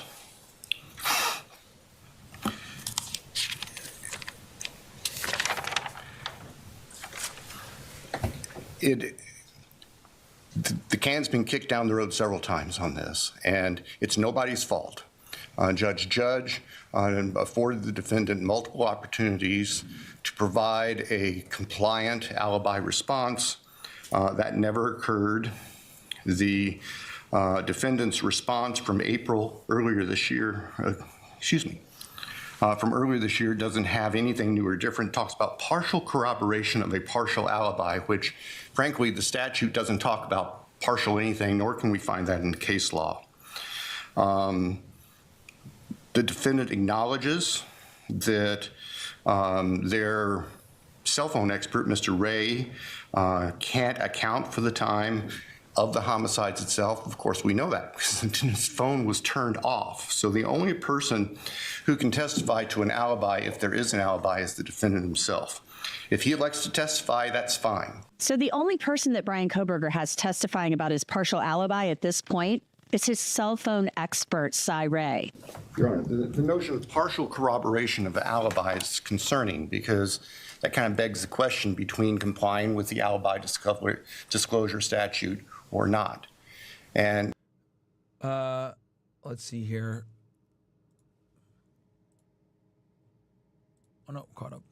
Well, why shouldn't we just look at this in terms of the defendant's version is that Mr. Ray, in his expert work, is going to testify the defendant was at a certain place at a certain time, which is up to 2:50, whatever it was. As of this point, they have provided no other alibi witness. Yes, sir. Or the alibi instruction likely is not going to be given. Yes, sir. If they come across evidence that supports an alibi, is their obligation to immediately make you and the court aware of it? And then we'll deal with the issue of whether it is the timeliness of it and how we deal with it. Thank you, Your Honor. The court articulated it much better than I could. That's exactly what we were looking for. Thank you. So you heard it. As of now, Bryan Kohberger does not have an alibi, but that could always change. Now let's get back to Kohberger's cell phone expert, Cy Ray. He has accused prosecutors of withholding timing advance records for Kohberger's cell phone, but prosecutors say they've done no such thing, and Judge Hippler was not happy. I'm not upset, but I just for Mr. Ray's information, because he wasn't here the first day I started this trial with you folks. I said, I don't want theatrics. I don't want accusations that aren't supported with evidence about supposed bad conduct of the parties. You're all professionals. I respect you all. And the accusations he made in there are very concerning. The kinds of accusations, if true, that would get people disbarred. And so without any evidence and apparently sidestepping the clear explanation, he makes those. And so that doesn't make me happy. Now, there have been a lot of questions about whether Bryan Kohberger knew or ever encountered the 4 victims. His attorneys have said there was no social media connection. Well, Judge Hippler has gone beyond that. Take a listen. We've watched a lot of the video that's contained on that server. Also on that server are vast amounts of bank records, vast amounts of cell phone for all of the people that Ms. Jennings mentioned, the deceased and people close to them and other people. They've indicated that their experts have examined that and found no connection between Mr. Kohberger and the decedents. I'm grateful to have recently learned that. I mean, that's what we believed, but that was in that March disclosure when they said that they'd examined those, and those were computers, the 7 computers, I believe. It's that kind of thing that takes a lot of time. So Hippler is saying no connection has been found between the victims and Kohberger when examining computers. This raises the question, if there's no connection, what could possibly be the motive in this case? There is a lot more. All right, we'll shift over to the Diddy stuff. Well, actually, let me see if I can.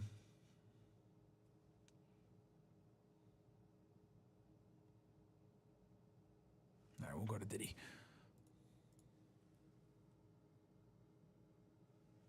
Going on trial, and the stakes are high. Not only has Diddy been in jail since his September arrest, but it's officially confirmed his ex-girlfriend Cassie is expected to take the stand to testify again. I mean, I called that out a long time ago. I told you guys that she was going to be the star witness in this case. Told you guys she was going to be the star witness in this case. Let's see here. We got, Myron, would it be dumb to work on a cruise ship so I can gain capital for around 5 to 6 months? I'd leave with like 18 to 20K. I'm 24, single, and don't really know what to do in real life, career-wise. Thanks, bro. Yeah. Yeah, bro, do it. Absolutely. 24, do it. I say do it. Make that money. Absolutely do it. Craig McRae, $1. Thank you. Appreciate that. Let's see here. This guy, Seek and Destroy, says, every supposed right-winger who has a Jewish handler like Myron does always turn out to be controlled op. Just watch. Huge L. Myron, I'm truly heartbroken by this.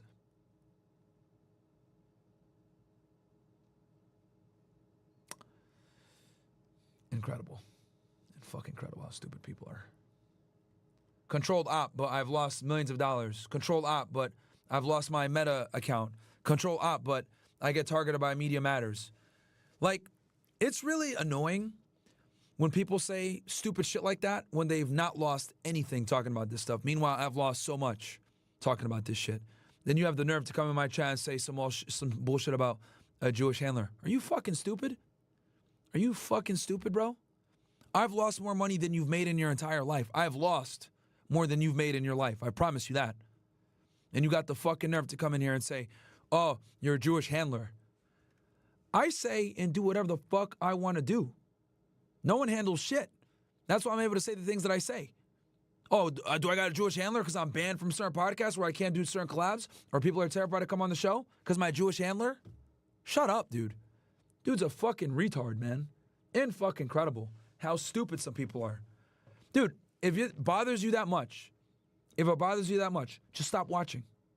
Just stop watching, bro. Seriously, because I would rather, at this point, like you guys that are over here crying about Gary, like, bro, you guys are annoying. Like, go watch somebody else. I'd rather not deal with y'all niggas. Real talk. Like, I've lost way too much fucking money, way too much career opportunity. Like, I literally had a podcast where I didn't have to talk about this shit at all. But I said, you know what? This is an important cause. We need to talk about it. Demonetized. Banned off Meta. Collabs gone. People terrified to work with us. And you want to sit there and got the fucking nerve to say, I got a Jewish handler and I'm compromised. Are you fucking stupid, bro? You know who you're talking to? You know who the fuck you're talking to?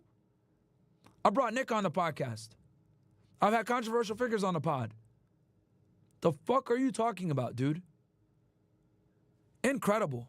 The fucking lack of respect for the shit that I've sacrificed on this shit. Wild. But whatever, it's fine. And I don't regret any of it, too. I don't regret any of it. Money isn't everything. I don't regret it whatsoever. So, it is what it is, man.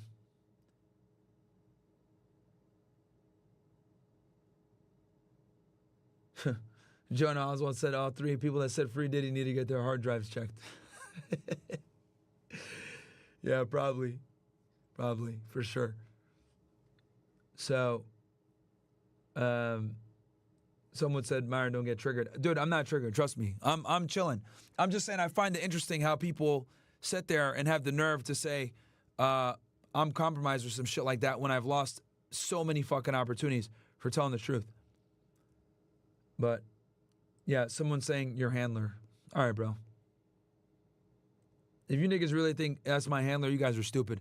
I have 100% control over all the content I make and everything that I say.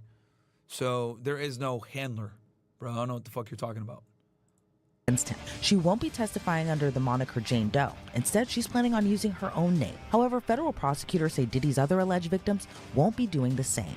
I'm Elizabeth Milner with Law and Crime. Our analysts have suspected for a while that Cassie Ventura is indeed victim number one.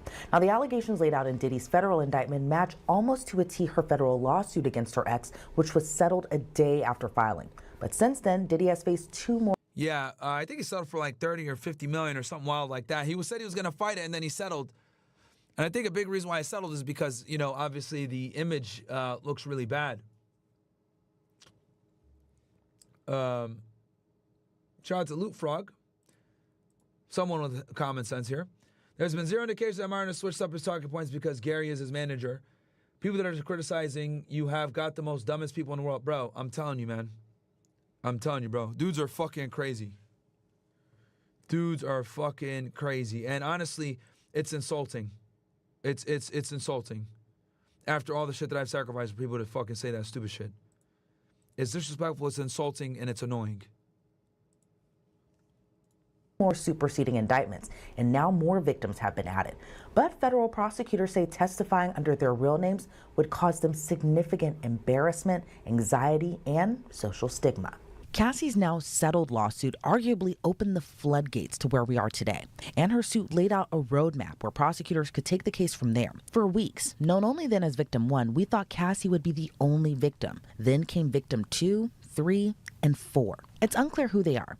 Diddy's defense team has long argued some of them are former girlfriends of Diddy's. Because remember, they claim everything was consensual. According to Diddy's indictment, Victim 1, 2, and 3 were named under Count 1.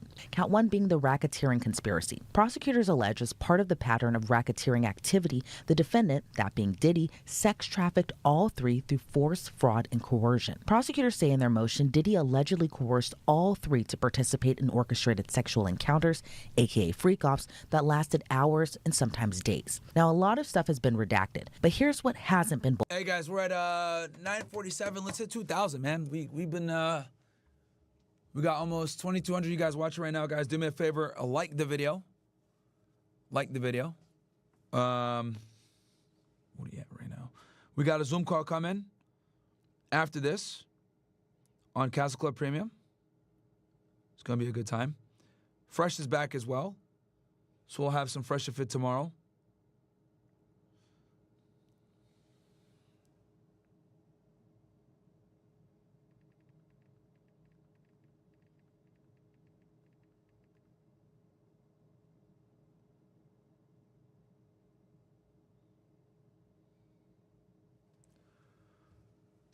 Let's hit 1,500 likes, ninjas. We're at 969.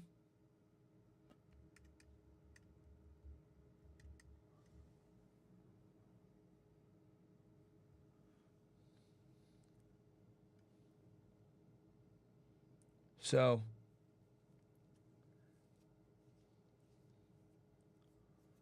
like the video, ninjas. Let's get to 1,000. So we will be back.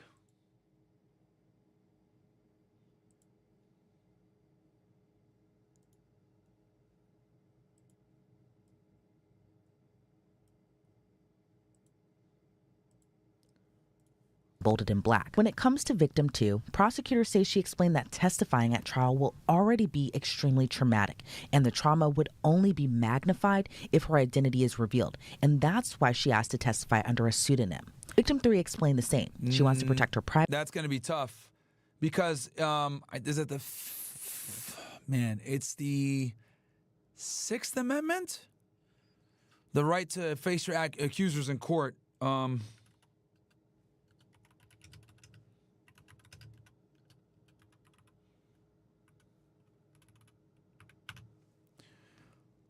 Let's see. Bam, I'm fucking good, baby. It is the Sixth Amendment, yeah. The right to face one accuser is enshrined in the Sixth Amendment of the U.S. Constitution, specifically the Confrontation Clause. This amendment guarantees criminal defendants the right to be confronted with the witnesses against them in a criminal trial. This means the defendant has the right to see and hear the witness testify in court and to challenge their testimony through cross-examination. Bam. There we go. Privacy and the privacy of her family, prevent harassment, and minimize humiliation. And the same reasoning was echoed for Victim 4. The government in their motion wrote, quote, "The practice of allowing alleged victims of sexual abuse to testify under a pseudonym has been widely permitted because requiring alleged victims to publicly provide their names could chill their willingness to testify for fear of having their personal histories publicized and may cause further harassment or embarrassment." They went on to say, quote, "In light of the explicit nature of the conduct that the witnesses will be testifying about, victims have legitimate fears of harassment by the media and loss of employment potentially resulting from trial publicity. Equally, because of the explicit nature of the offense conduct, which may require victims to testify about degrading and humiliating treatment by the defendant, revealing victims' identities could chill willingness of other alleged victims of sex crimes to come forward." I mean, look, it's not a surprise these victims want to testify anonymously. And we've seen it in other high-profile trials, similar-ish to what Diddy's trial could look like, i.e. R. Kelly, who had a lot of victims, but during trial, they were known as Victim 1, 2, 3, 4, and so on. They only revealed themselves after the trial on the hit docuseries Surviving R. Kelly. But back to Diddy's case. A lot has changed since he was first indicted, like the fact he's facing more charges and has more alleged victims beyond Cassie. His defense, though, is ready for a big fight. They hope the judge won't allow his prior bad acts, meaning the many civil lawsuits he still faces, arguing that evidence is coming too late. The defense wrote in a response, yet now on the eve of trial and after 2 superseding indictments, the government has surfaced a new plan to taint his trial with evidence about purported heinous acts. They are entirely new, untested, uncooperated, and uninvestigated allegations. All but one of the alleged incidents happened over 20 years ago, with the oldest dating to the 1980s. But prosecutors argue the jury is entitled to hear from additional witnesses when Diddy's defense team argued everything alleged in his indictment is just a part of his private sex life, defined by consent, not coercion. Essentially saying if the defense says it's his private sex life, witnesses should be on the stand to verify that. As far as the victims in the indictment, though, their testimony will prove crucial, especially Cassie's testimony. Again, we're just weeks away from trial now, and openings are slated for early next month. The stakes are high. If Diddy's convicted, he could spend years in prison. I want to thank Upside for sponsoring today's Law and Crime YouTube Takeover. Upside is a free app that gets you real cash back on gas, groceries, and you can even use it at restaurants. It's super easy to use. Just claim an offer. Prosecutor and president and co-founder of West Coast Trial Lawyers. That's Mr. Nima Rahmani. Nima, always great to see you, and thank you so much for being here today. We've had a lot of discussions about victim 1 in the indictment against Diddy. We know that's Cassie, but there's also victims 2, 3, and 4. We don't know who they are, and they won't be testifying using their real names. What are your thoughts about that? Well, Cassie is obviously the star witness in the case, and she's the one who broke this whole investigation open when she filed her own civil lawsuit in November 2023. She was not only a victim, but she was a witness to a lot of the other... I know this. They're going to really come after her and try to say that she's not credible because she had a financial incentive. So that's what I think the defense is going to do.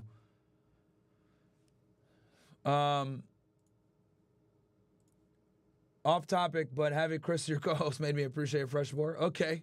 Chris needs to put down the booze. Yeah. Chris is kind of funny.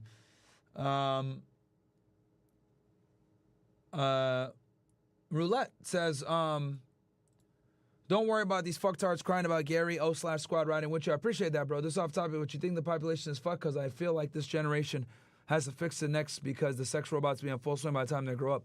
Bro, it's getting bad, man. And I honestly, I don't know what's going to happen from here. That's the problem. It's going to be cooked. So, we'll see. But, absolutely wild. It's absolutely wild. But no, thank you for the support, Roulette. Yeah, I know, bro. It's crazy. Niggas are crying about Gary in here. Victims who participated in the freak-offs. She was romantically involved with Diddy for more than a decade. So, there's no surprise in the original indictment when she was the only victim who was identified. Now, obviously, there is corroboration of her account, as we've all seen the video of her being beaten at the Intercontinental Hotel in Los Angeles. But the prosecution wants more, and what they've done is they've chosen who they believe are their best victims in terms of testimony. Obviously, they're not going to put 100 victims on the stand, but they do want several that are going to tell the same story of physical and sexual violence and sex trafficking. And I think the prosecution, at least, they believe they have enough to get a conviction here with those victims.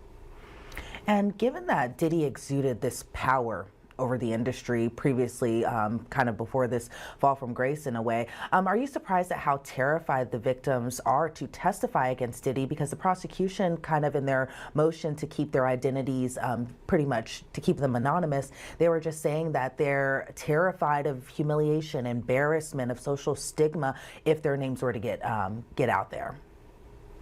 I'm not surprised the victims are terrified. Now, of course, we have public trials in this country, and under the Confrontation Clause, Diddy, through his lawyers, he gets to cross-examine those victims. But if you believe the allegations in the indictment, and I do, at least one of them was dangled over a balcony. And we know that Diddy has a lot of weapons because they were seized during the raids of his Los Angeles and Miami homes in March of last year. And not to mention a significant entourage and security. So the fact that you have victims who have been victimized, they're victims of sex trafficking, and now they have to be re-victimized again and tell their story in a very Yeah, the story with the balcony is I think he dangled like this Asian girl, or an Asian girl was the witness. So yeah, that is definitely that is true. Somebody witnessed him like doing some crazy shit with dangling somebody there.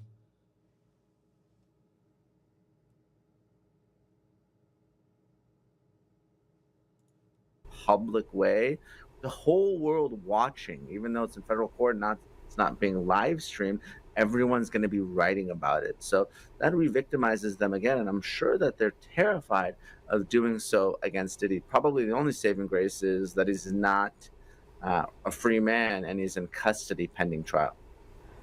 And that makes a lot of sense as to why, you know, they may feel a lot more comfortable to testify against Diddy, knowing that he is locked up right now. And we'll kind of see how the trial continues to unfold. Well, as we talk about Cassie, it's kind of interesting to kind of see how everything with Cassie kind of played out through the course of everything, even going back to September of.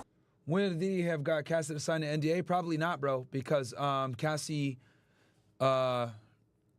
Probably not, because Cassie, what's it called, was his girlfriend for so long. Probably not. So, I do want to take a little quick break here. I got a special guest in the house, and I think this is a very important situation, guys. I want to bring to your guys' attention real fast. Let me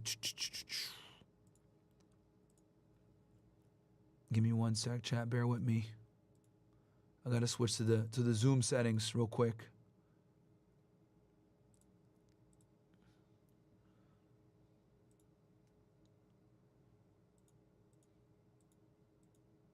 Hey, man, bear with me, chat. I don't know why this thing is acting fucked up now. Oh, I know why. Okay, bam, there we go. All right, guys, welcome Steve the accountant, to the stream. Hey, Hey, what's up, can you Steve? hear me okay? Yeah, I hear you fine. How are you? Perfect. How are you, Steve? I'm good. How are you? I'm good, man. I'm good. Hey, I figured I didn't want to have you just waiting as I talked about this Diddy case, so I'll come back to it. But obviously, I brought you on for a very important situation.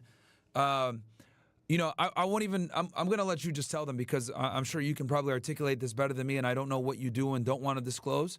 So for those of you that don't know, Steve is my accountant. I've been working with him for years. He's been a critical component of my financial strategy. I've opened him up to you guys many times. He's come on Money Mondays so many different times, helped you guys out with your financial stuff. If he's free tomorrow, maybe we'll bring him in. It's tax season, I know that. But obviously, we're not going to be talking about taxes. We're going to be talking about something a lot more serious right now. So, Steve, I'll turn it to you, man. Go ahead.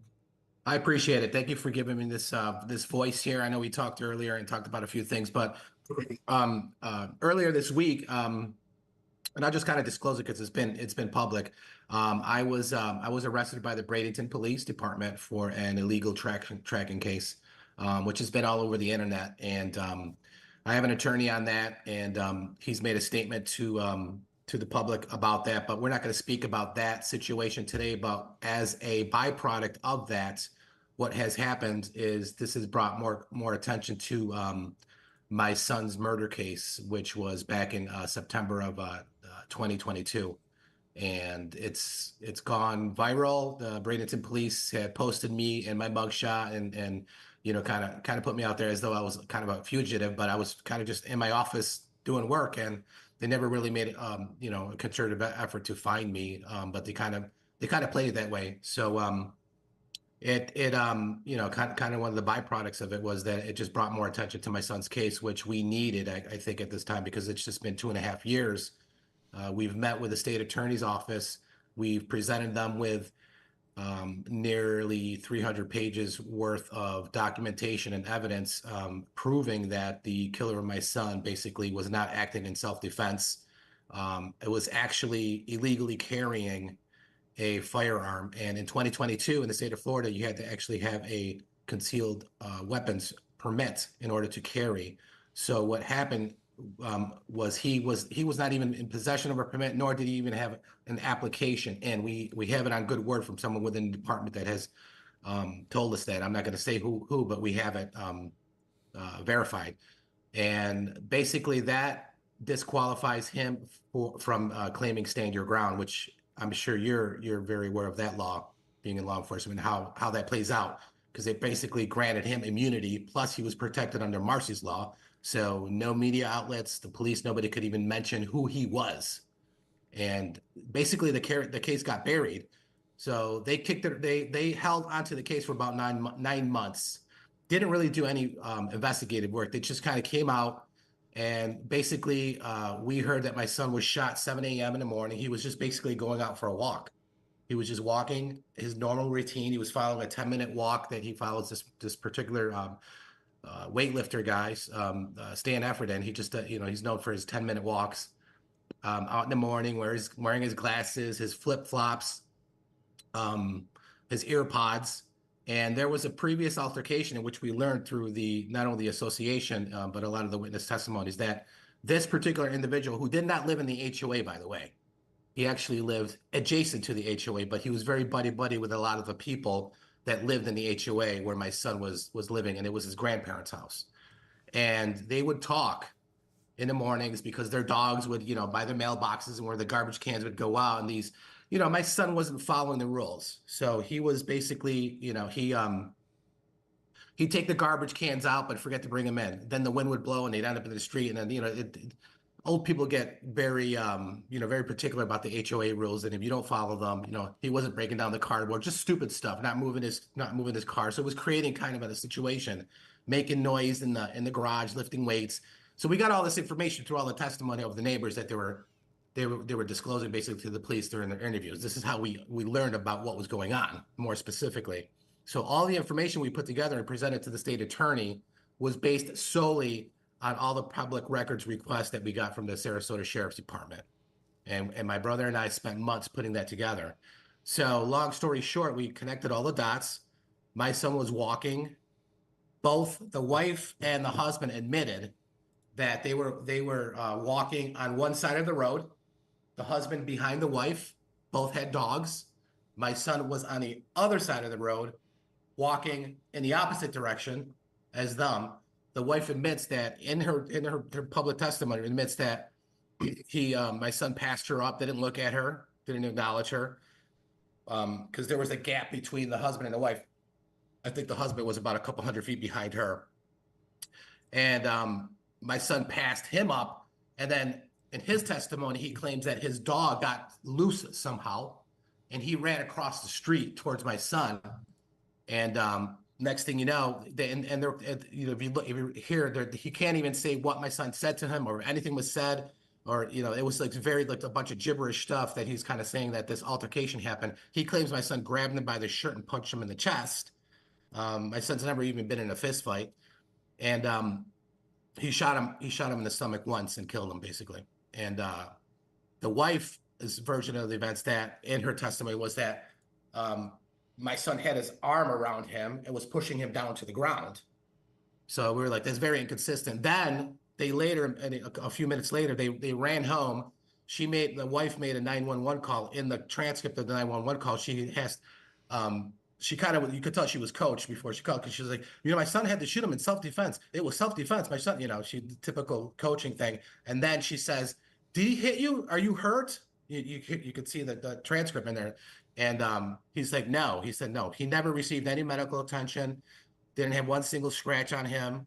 That when he went in for questioning to the police directly after the interviewing, took his shirt from him in order to even test it for DNA. If he claims my son had basically grabbed him and punched him, there should be some sort of DNA testing. You could do it later. Multiple witnesses said they heard 2 shots, but apparently the police only found 1 casing. There was threats made prior. So what happened was the altercation between this specific individual, David Ross Gregory, and I could say his name now because he's not protected under Marcy's law. We have a civil wrongful death claim in the 12th Judicial Court in Sarasota.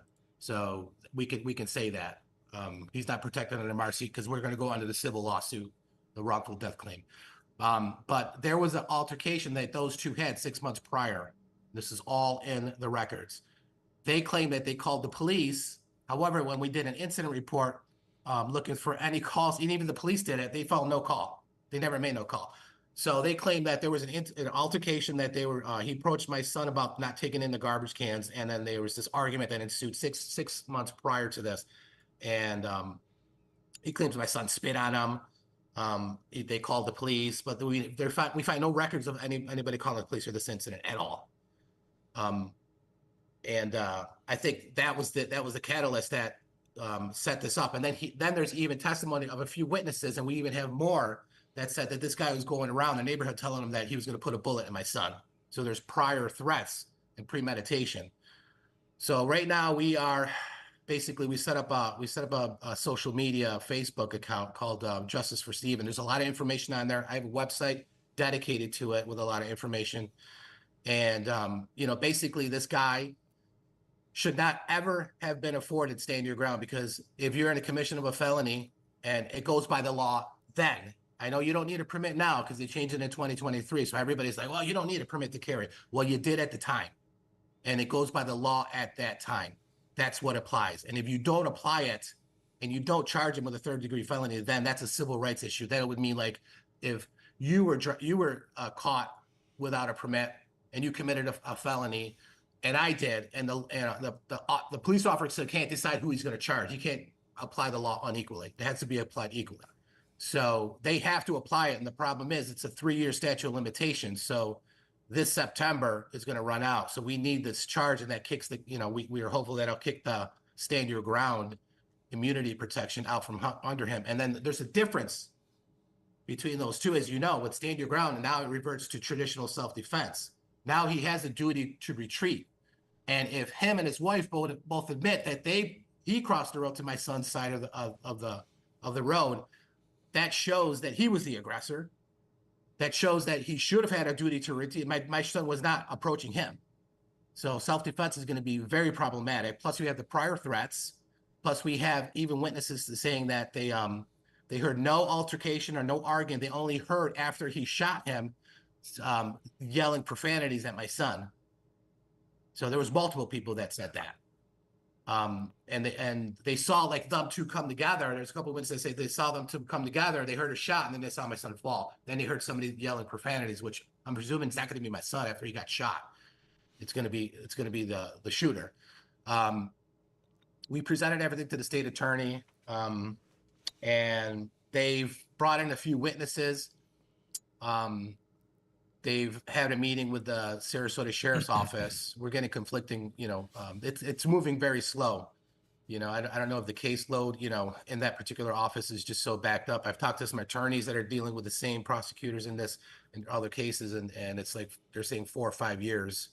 They're working on cases now that are like 4 or 5 years old. So I don't know if that's a backlog issue or, the problem is what we're dealing with is law enforcement now has egg on their face, basically because they applied the law incorrectly. And we're subpoenaing to get records from that specific officer, that the lead detective, that what kind of training did he have in applying stand your ground? Did he take courses in it? And so we want everything. We want to find out how did he make the determination? Did he talk to the state attorney before he did? You had mentioned that they have to get a letter of declination. Who was that? How did it happen? When did it happen? So we have no information. We're kind of in the dark with these two departments, giving us nothing, just basically little breadcrumbs, and we're getting frustrated. So we're at a point where, time is running out. We got to do something. I want justice for my son. I'm never going to stop trying to get justice for him. And here we are.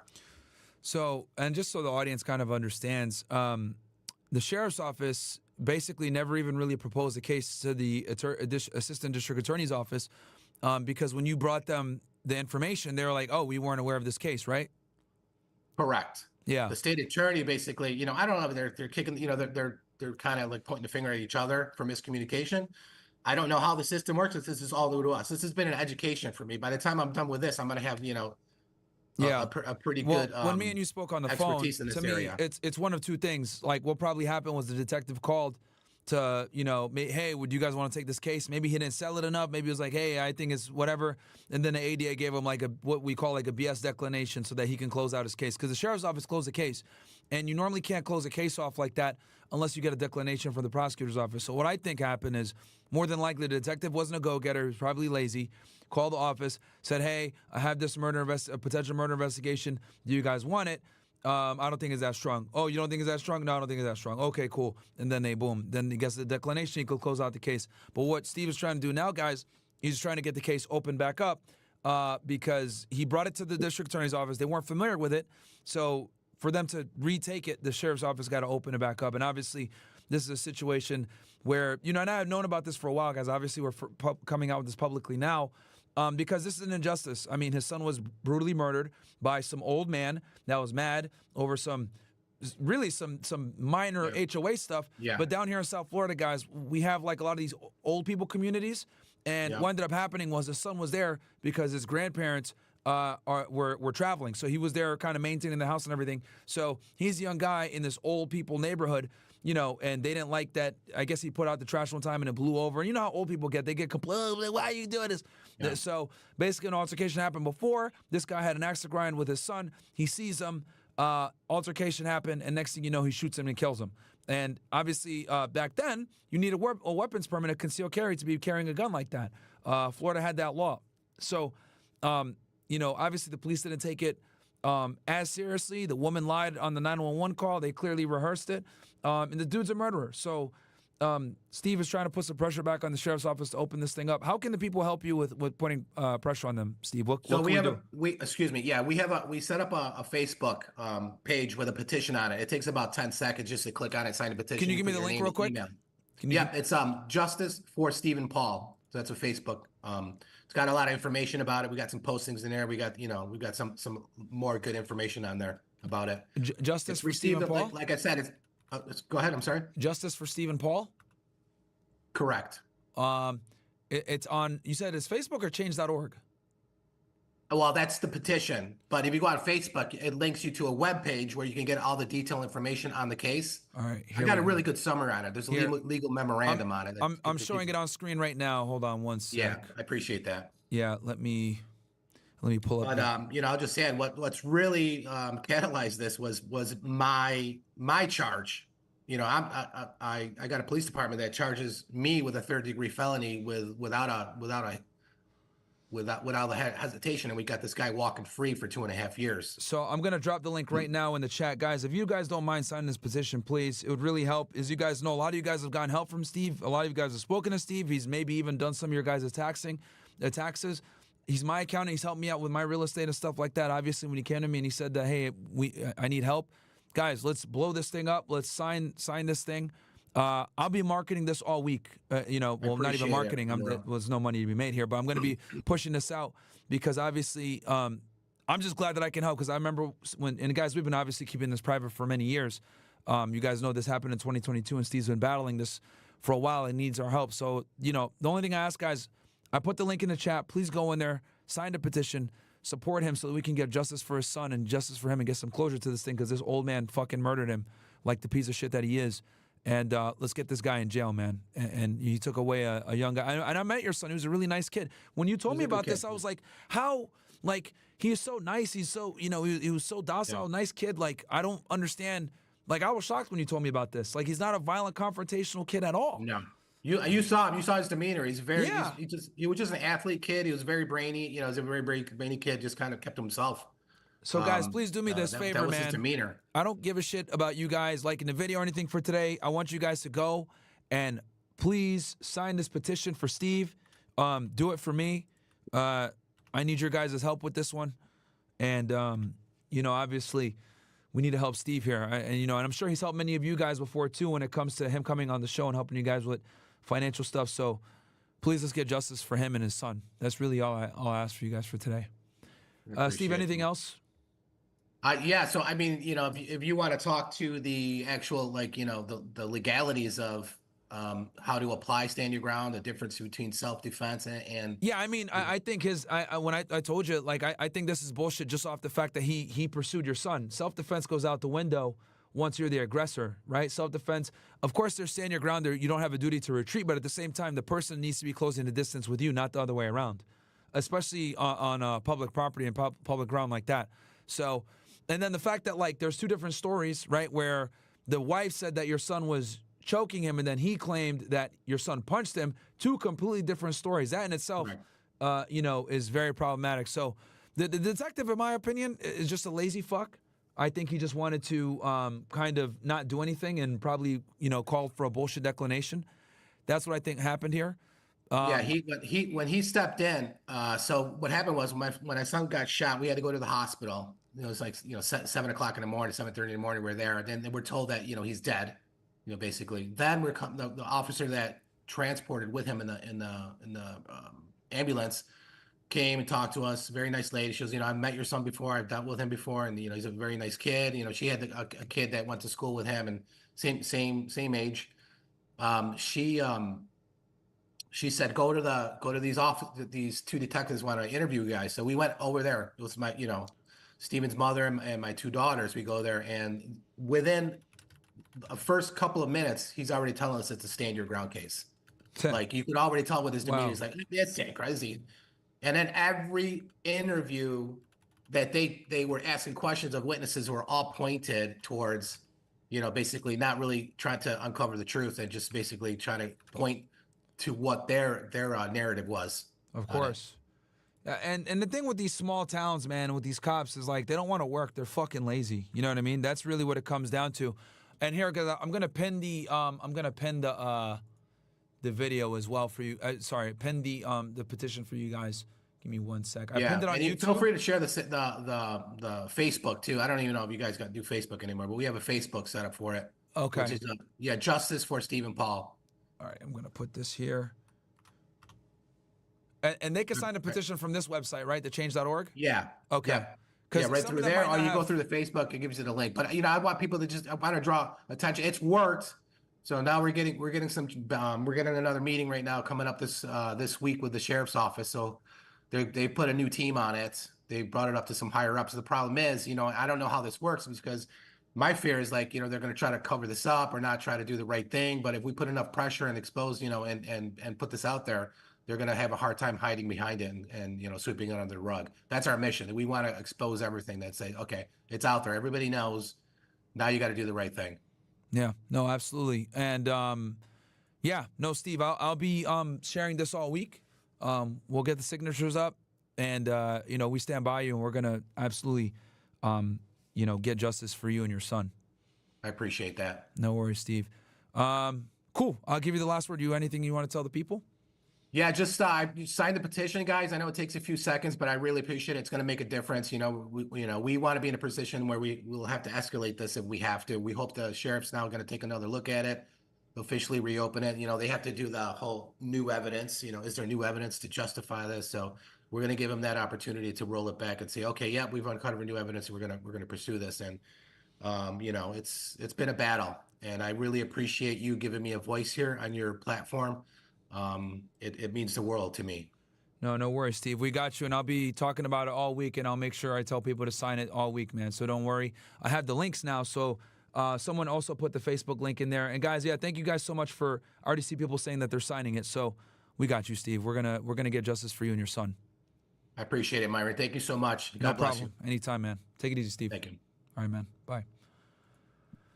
Thank you, guys. Obviously, that's a very personal situation. I appreciate you guys helping out, right? I like I told you guys before, I stick by my friends. I stick by those that help me. And obviously, Steve comes in saying, hey, I need your help. I'm not going to tell him no ever. So thank you guys for signing that petition. For those of you that are, it means the world to me because I've met his son. Obviously, I think anyone that's a father that's watching this probably can't even fathom the pain that Steve is going through, and it really bothers me to have my friends go through something like that. But let's. I'll play the video here with Diddy. I'm just gonna go get some water real quick. I'll be back, guys. 2023. And it seems like at first a lot of people had, in a way, trouble believing her and the claims that she had made against Diddy in her now settled lawsuit against him. But it seems like more people were on her side and more people believed her when that video came out of the 2016 brutal assault that happened at the Intercontinental Hotel in Los Angeles. But why do you think it was that when we talk about Cassie's claims weren't believed in really until that video came out? You know, Elizabeth, this is very common. I represent a lot of victims. I don't have any of the Diddy cases, but we've sued a lot of people in the entertainment industry. We've sued Kanye, Lizzo. Okay. Thank you guys for signing the petitions. Well, some of you guys got fucking banned. All right, got you guys. I'm gonna go in the fucking thing right now. I'll unban some of you guys. Jason Derulo. Thank you guys for signing the petition for Steve. I really appreciate that, man. We just got a big verdict against Soulja Boy. So, I mean, we sued Takeoff for sexual assault before he passed away. So, I understand the psychology of a victim, and oftentimes they don't want to come forward because people will shame them, they'll blame them, they'll call them liars, they'll say this is a money grab, this was all fabricated. Let's not forget, Diddy, through his lawyers, denied everything Cassie Ventura said.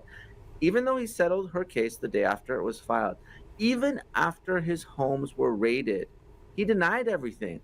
Only when CNN got that video in May of last year did Diddy finally step forward, and he went on social media and he issued this apology. I didn't think it was particularly heartfelt, but it was the only time that Diddy admitted to anything happening.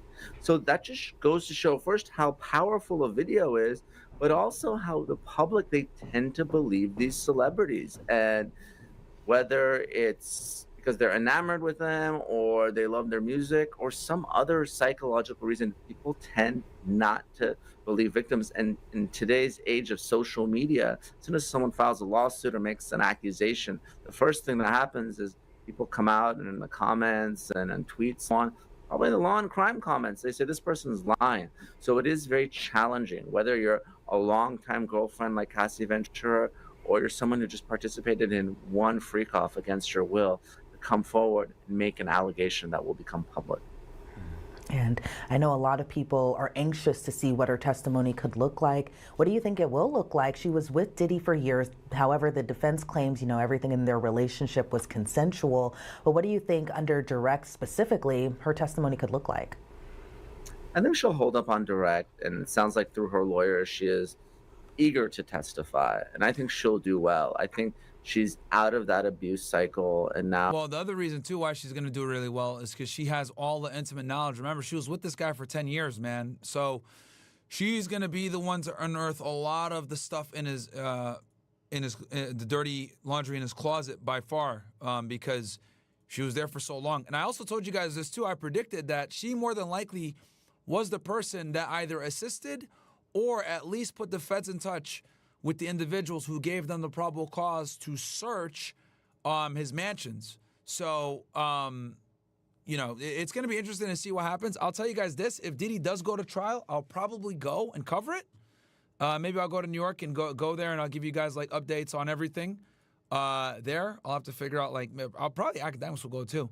So, and I do think he's going to more than likely... going to go to trial. He has the money to do it. He has the resources to do it. So, yeah. Let's see. Now she's probably... Hey, so a bunch of you guys got banned. I'm unbanning you guys right now, bro. So, holy shit, man. I see a lot of people muted here on Rumble. See, someone's talking about you guys getting banned. So, I'm unbanning you guys right now. Don't worry. Really seen strength in numbers where other people come forward. It's also important to note, oftentimes abusers, they don't just abuse one victim. So it's really hard for the first person to come forward. But when that person does, whether it's a man or woman, oftentimes that motivates others to come as well, because they say, well, look, I have a similar story. And, I see strength, I see power in this person that's come out to stand up against her abuser. So I think we're going to see a more powerful, a stronger, a more willed Cassie Ventura on that stand. and I think she'll do well. But of course, and also keep in mind the prosecutor's going to prepare her too. You know, trial prep is a thing. I do think that Diddy's lawyers are going to beat her up though quite a bit, which is going to be good. I'm going to be interested to see that cross-examination, because they're going to attack her from the perspective of you're vengeful, you're trying to get money, he cheated on you, and you're mad about that. They're going to try to paint her as a whore. That's what they're going to do. The defense. They're going to say that it was consensual when she had sex with all these guys. And Diddy would sit there and watch. It was all consensual behavior. And that's what Diddy's defense is going to do to a lot of the witnesses. They're going to paint them all as 304s, guys. And the dudes, because Diddy is, I guess, bisexual now that we know, they're going to paint them as liars and or career chasers and or also consensual. And that they're only coming forward and saying something now, maybe because of shame or whatever. So, or financial incentives. So they're absolutely going to do everything in their power to destroy the credibility of the witnesses by saying that it was consensual activity. That's what they're going to do. And this happens a lot with sexual cases like this. Whenever you have someone that's rich and powerful, they always make the victims come out to be degenerative, promiscuous liars. And I have officially unbanned everybody. Bro, I went. Yeah, because I saw somebody say, yo, we're banned on Rumble, and I went and I looked, and a lot of y'all were banned, bro. Holy shit. But you guys are unmuted now. You guys should be good. So, yeah. Yeah, dude, from like 2 or 3 months of bans. But, yeah, everybody's good now. This case has really nothing to do with the direct examination. It's all going to... Hey, guys, do me a favor. Please send out a petition for my guy Steve, man. Help him out. Let's get justice for his son. Come down to the cross-examination. No, chatters are banned on Rumble. I just went in there and unbanned them. I saw someone sent me a chat, so you guys are all unbanned now. I had to go through it was 4 months of bans. Holy shit. Just don't go crazy, I guess. He probably banned you for a reason. One of the mods probably banned y'all for a reason, so you guys are back, though. Because we know Diddy, through his lawyers, they're going to come... Free speech, guys. After the victims very aggressively. They're going to say that they've all filed civil lawsuits, that someone like Cassie is just a disgruntled ex. This is all fabricated and made up for money, and really, this was all consensual, and it was just regret. Not saying I believe it, but that's what the defense is going to be here. And I imagine they'll be very intense. Can someone give me the Facebook link, please? When it comes to that cross-examination, but I'm wondering your thoughts on how intense they'll actually be, because, you know, I know we had discussions a couple weeks back about Cassie. She's now pregnant, but I don't picture them, or hopefully not in a way, them just yelling at a pregnant woman. If I were a juror on the case, I would just kind of be like, what is happening? But how intense do you think this cross-examination will be, given that they've been broken up for years, given that she's married now and she's a mother now to about to be 3 children? But what do you think it'll look like, and how do you think a juror will kind of interpret an intense cross-examination like we may be anticipating? Well, this is my prediction, and I think it'll be something similar to another very high-profile case, and that was Johnny Depp versus Amber Heard. I predict we will have a female defense attorney handling the cross-examination, so it's not an overbearing man. That's something that we typically see in these cases, but I do think the cross-examination will be aggressive. It will be rigorous, because Diddy's life is on the line. This is not a time to kind of hold back or, use kid gloves on the witness. So obviously you don't want to be so overbearing where you turn off the jurors. They're ultimately your audience here, but I expect a very aggressive and vigorous cross-examination by a female defense attorney when it comes to Cassie Ventura. Oh yeah, they're gonna cook Cassie. I hope y'all are, bro. I'm telling you, they're gonna cook her ass. They're gonna call her a whore, all that shit. And yeah, it'd probably be better to get a female to cross-examine her. Good idea. That reminds me for being good friends, unbanning, being a good friend and unbanning unstable chat ninjas. Yeah, that's fine. I'll unban them even if they're being crazy. It is what it is. I stand by the freedom of speech stuff, even though people are fucking annoying. The mods probably got annoyed by y'all being idiots. So, Tidor, subscribe. Shout out to you, bro. Welcome to CastleClub. Oh, this is a funny ass image. This is funny. I gotta save this one. Literally, bro. This is so true. Where the hell is it? Bro had this picture right here. This is you niggas when you guys watch me, bro. I swear to God, this is so true. Bro, Bobby Trauma, who is this? Yeah, Bobby Trauma said this shit. This is you guys right here, bro. Real talk, man. You guys gotta like the goddamn video. Like the video for this fucking thing. We got 1,200. I'm about to put this image up every time you guys don't fucking like the video, you annoying dickheads. Like the goddamn video, bro. This is you niggas watching this shit. I might turn this into a shirt, actually. W. Gary, W. Debrief, L. Whiners, if only they possess critical thinking skills. Yeah, bro. I mean, dudes just don't like Gary. That's what I've come to realize. People always attack me through my people, man. They hate Andrew Tate, they talk shit about Tate. Or they attack me through Tate. They hate Gary, whatever, right? It's like, oh, okay, whatever, bro.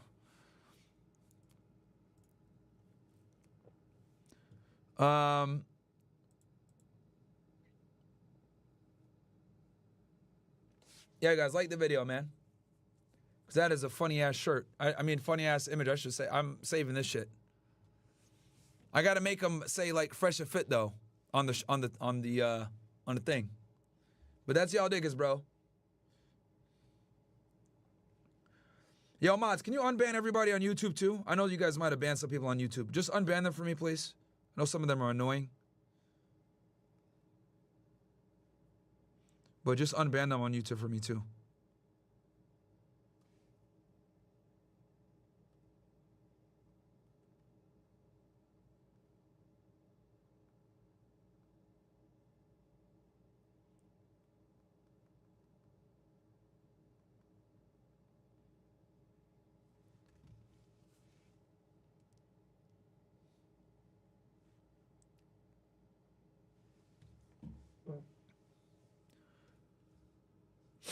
Yeah, guys.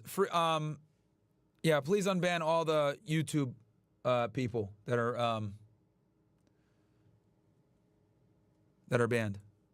It'll be interesting to see whether it'll be Alexandra Shapiro or Tinny Garrigo. So I know when she does take the stand, that'll be interesting to see how that plays out. And I want to ask you about the indictment, specifically the second superseding indictment. Are you surprised prosecutors filed it just so close to trial? You know, we're seeing more charges now. There's more victims now since the indictment, the first indictment back in September. But why do you think they filed it so late?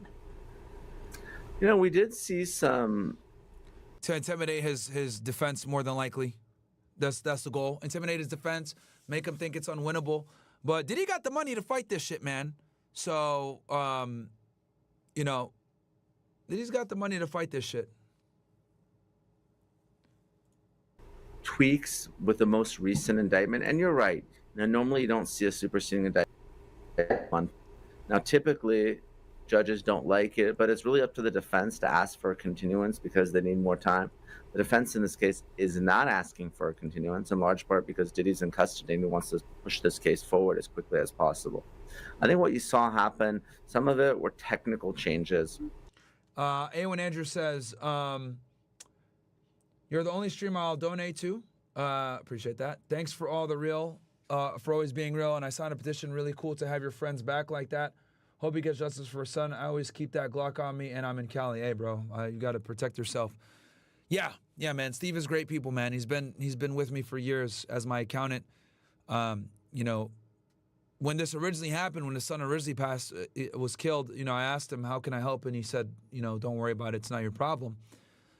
And you know, obviously he dealt with it himself, and I'm just happy that I'm able to assist, right, in some kind of way. So that means, you know, bringing him on so you guys can, you know, support him.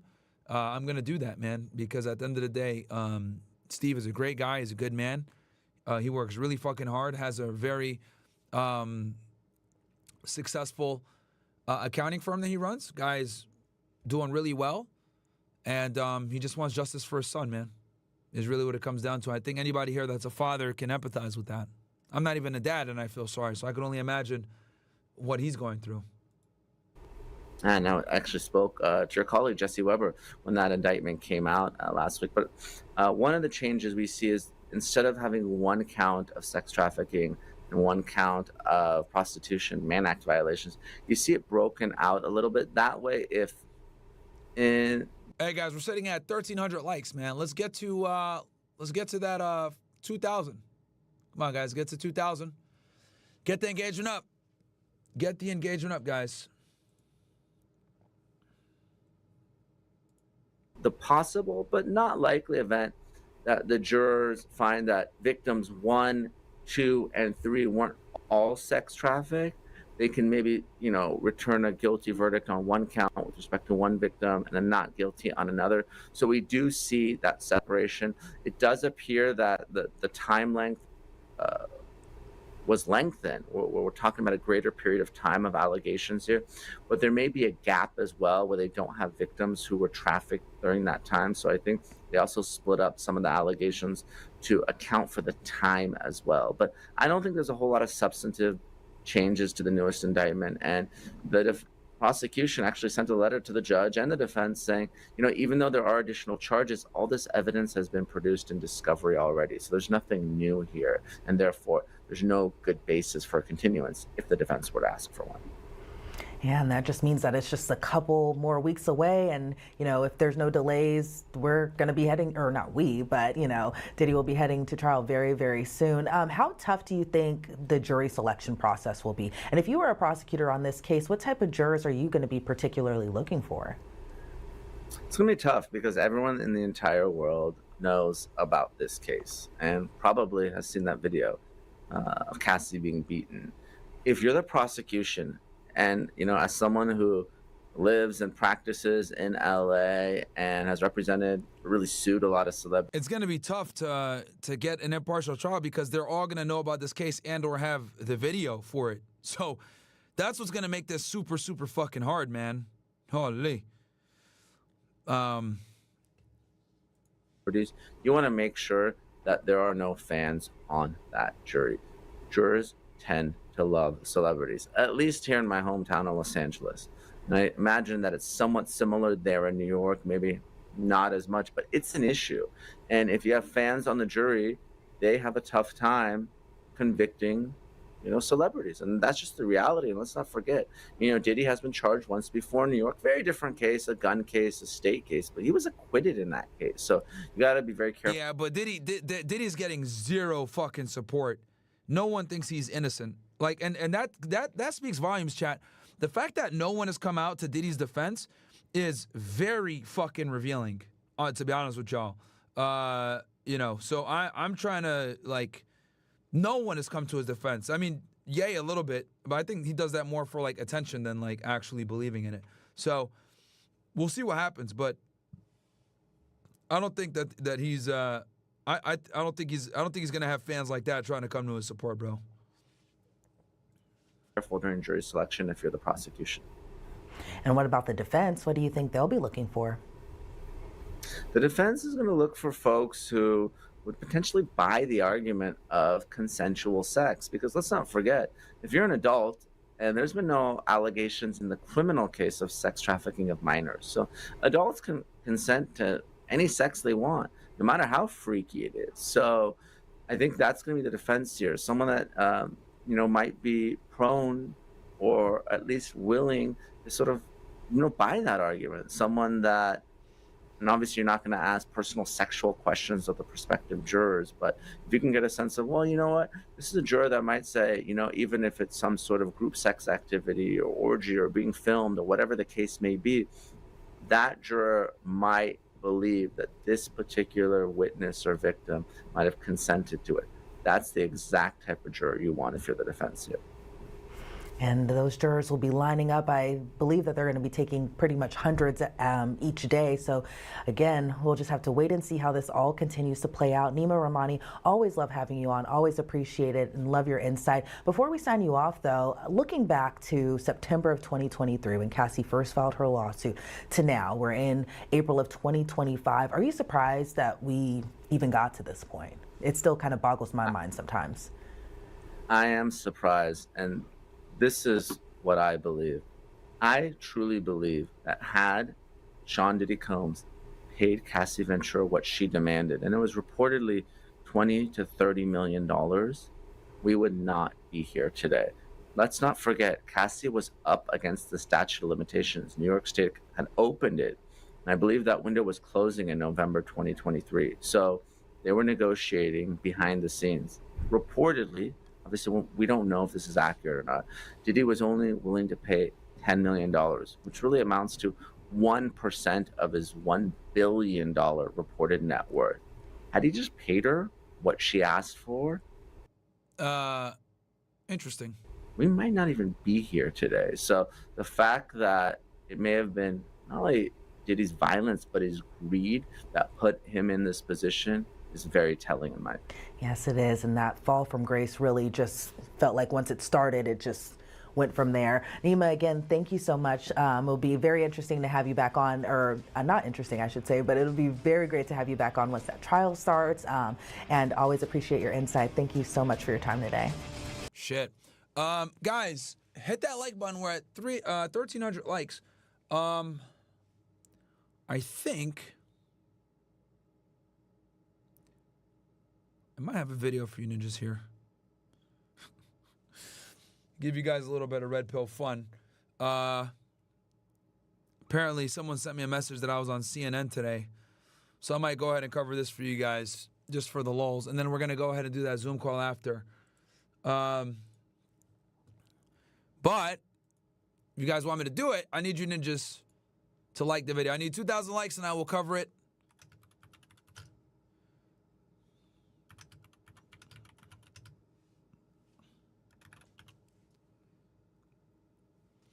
I will cover it. And the title of the video comes from CNN. This woman dated only far-right men for a year. So we will cover this, but I need 2,000 likes, ninjas. We're at 1,300. Let's get them up. Let's get them up. Let's get that up.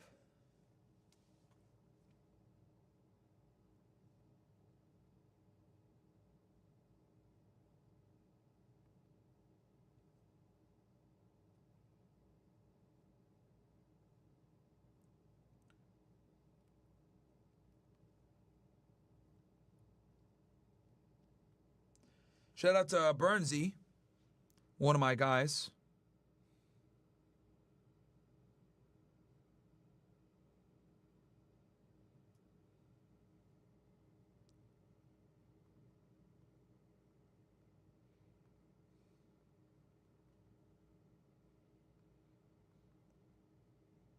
What are we at?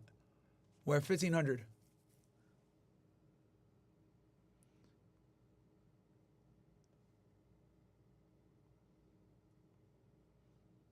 Also, by the way, if you guys don't follow me on X, you guys need to follow me on X, bro. I'd be cooking on there.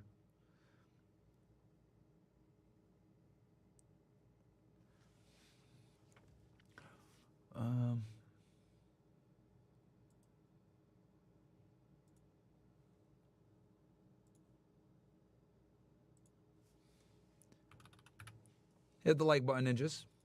I had banned a lot of you niggas, too. A lot of you guys were banned. Holy shit. Here.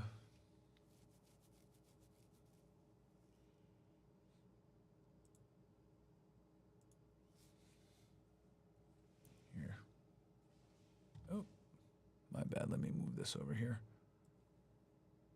Got a Zoom call in the side chat. All right, let me go ahead and get, you know, I'm just going to put the ninja shit up. So you niggas want to be that way.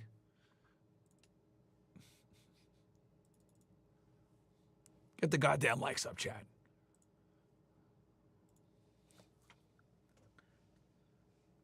Because literally, this is you guys right now.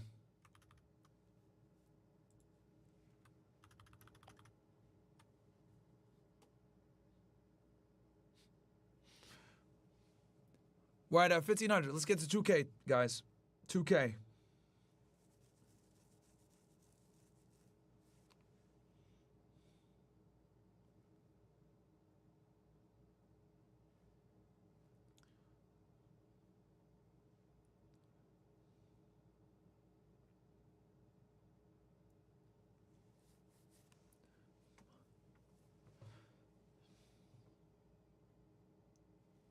Also, like the petition too. Or go in the petition and sign it, ninjas. That's the most important thing is actually the petition. I wanted 2K likes, but the most important thing is the petition.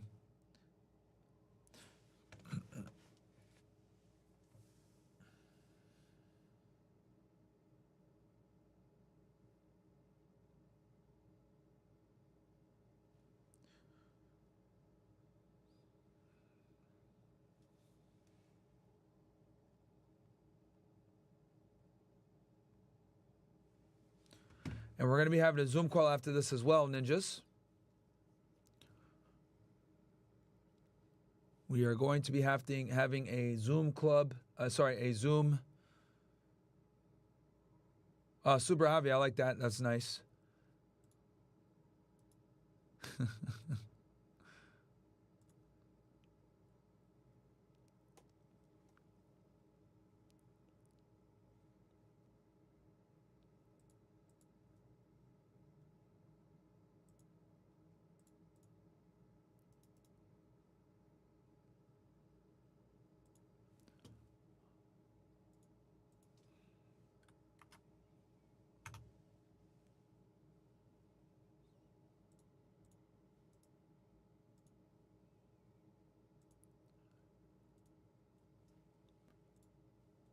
This one's even better. Shout out to Super Javi. He sent me this one. That's a lot of you guys right now, bro. We are at 1572, man. 1572.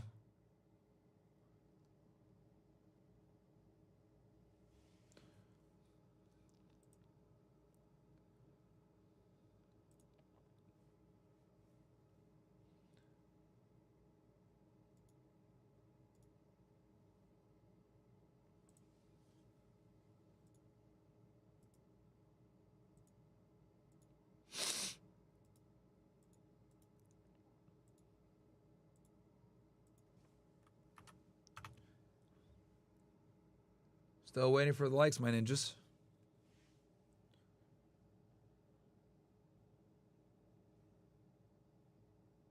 Because I was just going to get off there, guys. I'm not going to lie to you. I got 3 shows tomorrow. But I figured I could react to the CNN clip for you. So if you guys like it, I'll react to it. If not, then I'll just get off and do the Zoom call.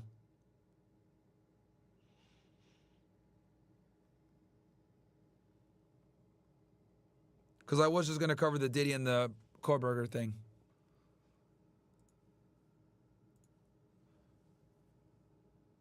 But if you guys don't like the video, I'll just end the stream and I'll go ahead and do the Zoom call with the guys.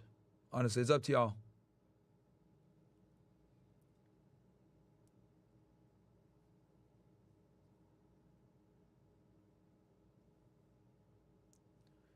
If not, no biggie.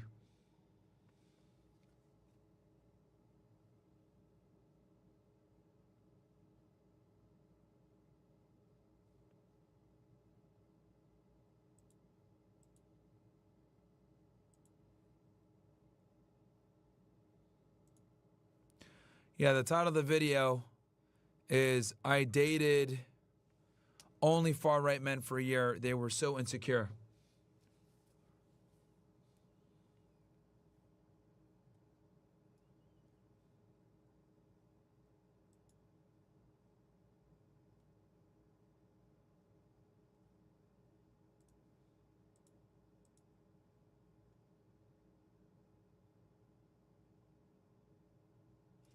Still waiting. We hit that 2,000 and we'll do it. If not, I'll get off. No biggie.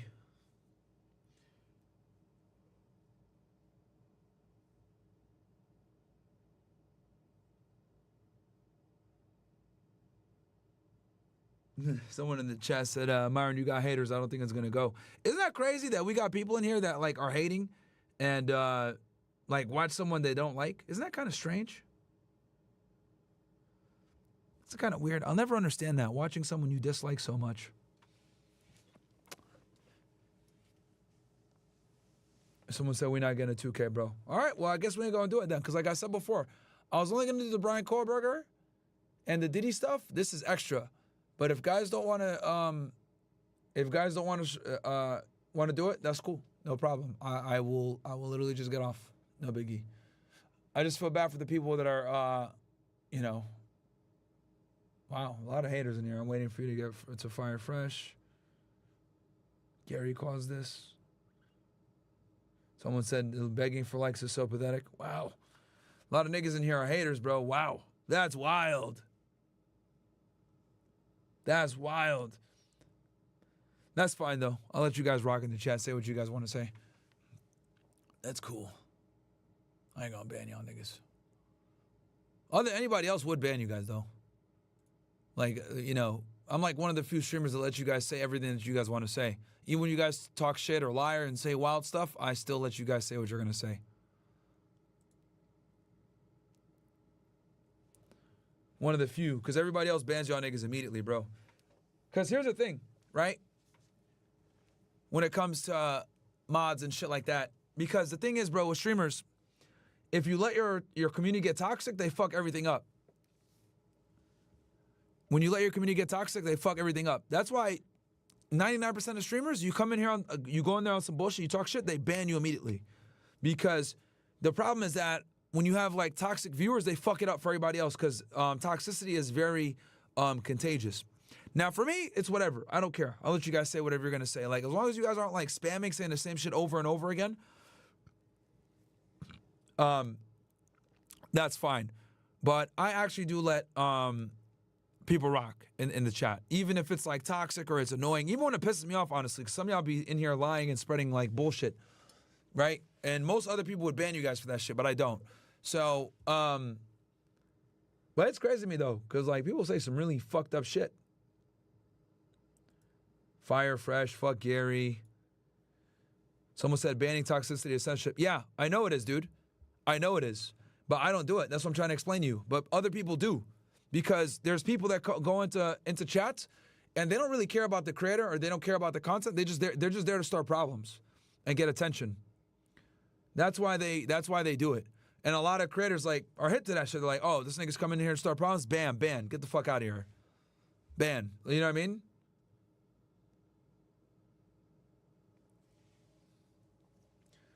Someone said I never got banned. Alex Jones. Alex Jones don't interact with the chat, bro. Like, I'm talking about streamers that actually interact with their chat. I interact with my chat. But anyone that interacts with their chat, they ban haters immediately. You talk some shit, bam. Go on one of these Twitch streamers shit, bro, and say half the shit y'all niggas say. Cooked. They'd literally... Welcome, punch! They'd ban you so fucking fast, bro. Or YouTube, too. Go on the YouTube chat, talk shit. Niggas are done, cooked.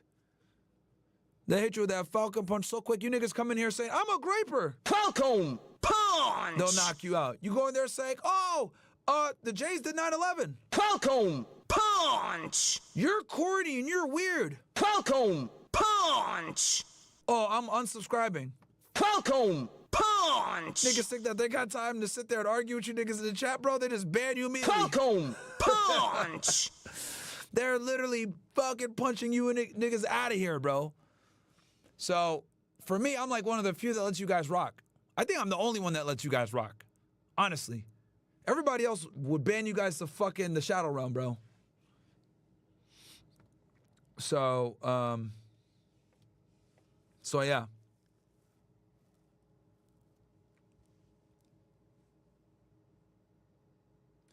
Even though a lot of you guys are like super disrespectful to Fresh and Gary and Chris and people on my team, but to me, but it's fine. I'll let you guys, I'll let you guys do your thing, man, because I do believe in freedom of speech. Comfort Zone said, Myron, I just like the video. Thank you, Comfort. I appreciate that. Bobby Trauma with the DEI, with the ninja version with the black niggas. Okay. Bro, do it for me. I'm at work doing some bullshit. Hey, bro, niggas got to like the video, bro. You don't work for free, right, nigga? I'm saying just like the video. We're at 1796. We're 200 away, guys. 200 away.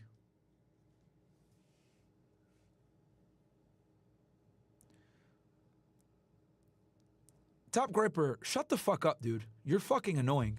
Holy shit, you're fucking annoying, dude. You just been bitching about Gary the whole chat. And then I unban you and you're still bitching about Gary. Shut the fuck up, dude. Holy shit, man. Shut the fuck up, bro. Go in Gary's chat and talk to Gary, bro. Holy shit, dude. What an annoying fucking kid, bro.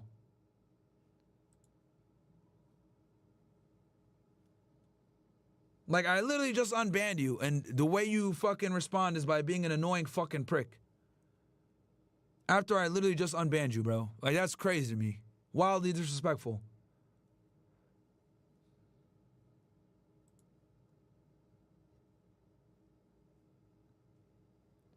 Dude has been bitching about Gary the whole stream, bro. Carterman says, RP to Steve's son. It's a very tragic situation, and I send my condolences. Also, Myron's a sellout and has a handler. Y'all niggas must be confusing him with Abba. I know, bro. It's like you can't win, bro. You literally can't win. Can't win. After all I've done for the movement, you got guys in here saying stupid shit like that. Absolutely crazy. Just tagged on Still Ray's post. Cook 'em. Also, Ian Carroll on Infowars, 8 p.m. All people complaining about Gary probably went to the Naval Academy. LOL, beat Navy. Tag me and Still Gray's post. You talking about Ian Chong? Oh, we had 2,000. Oh, shit, we had 2,200. All right, nice. All right, we'll get back on it.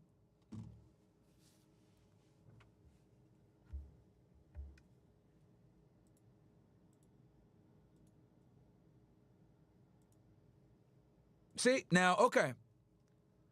Now, see, so here's the thing, right? This top Groiper guy, right? He says, you're defending a demon, stop being a bitch. All right, cool. This was going to happen, right? And then everybody in there saying, oh, yeah, W top Groiper. Oh, yeah, W top Groiper. All right, man. I'm going to let y'all rock in the chat. Cool. You guys say what you want to say. Do what you want to do. And then we got the people in here enabling the fuckery.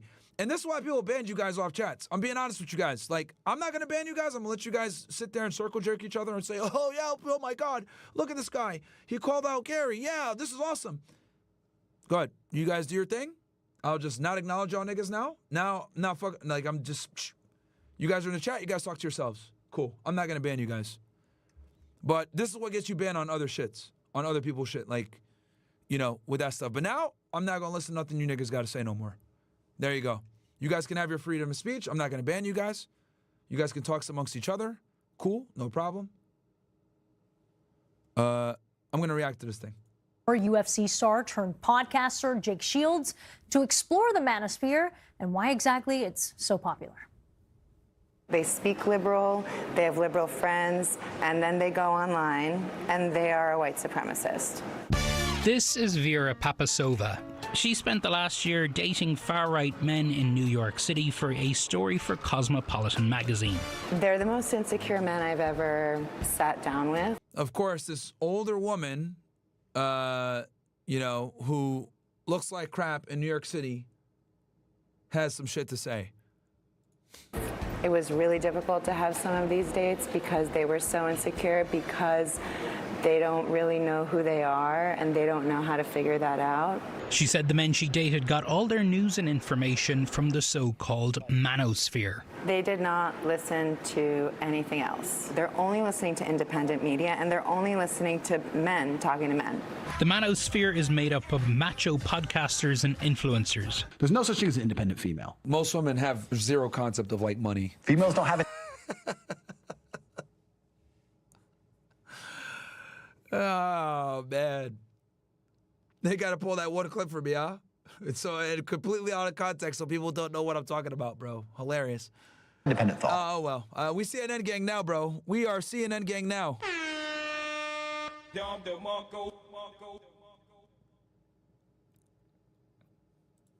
It's a space where UFC fighters are among those who reign supreme. They love the UFC guys. They love the MMA guys because those guys do what they can. They're modern gladiators.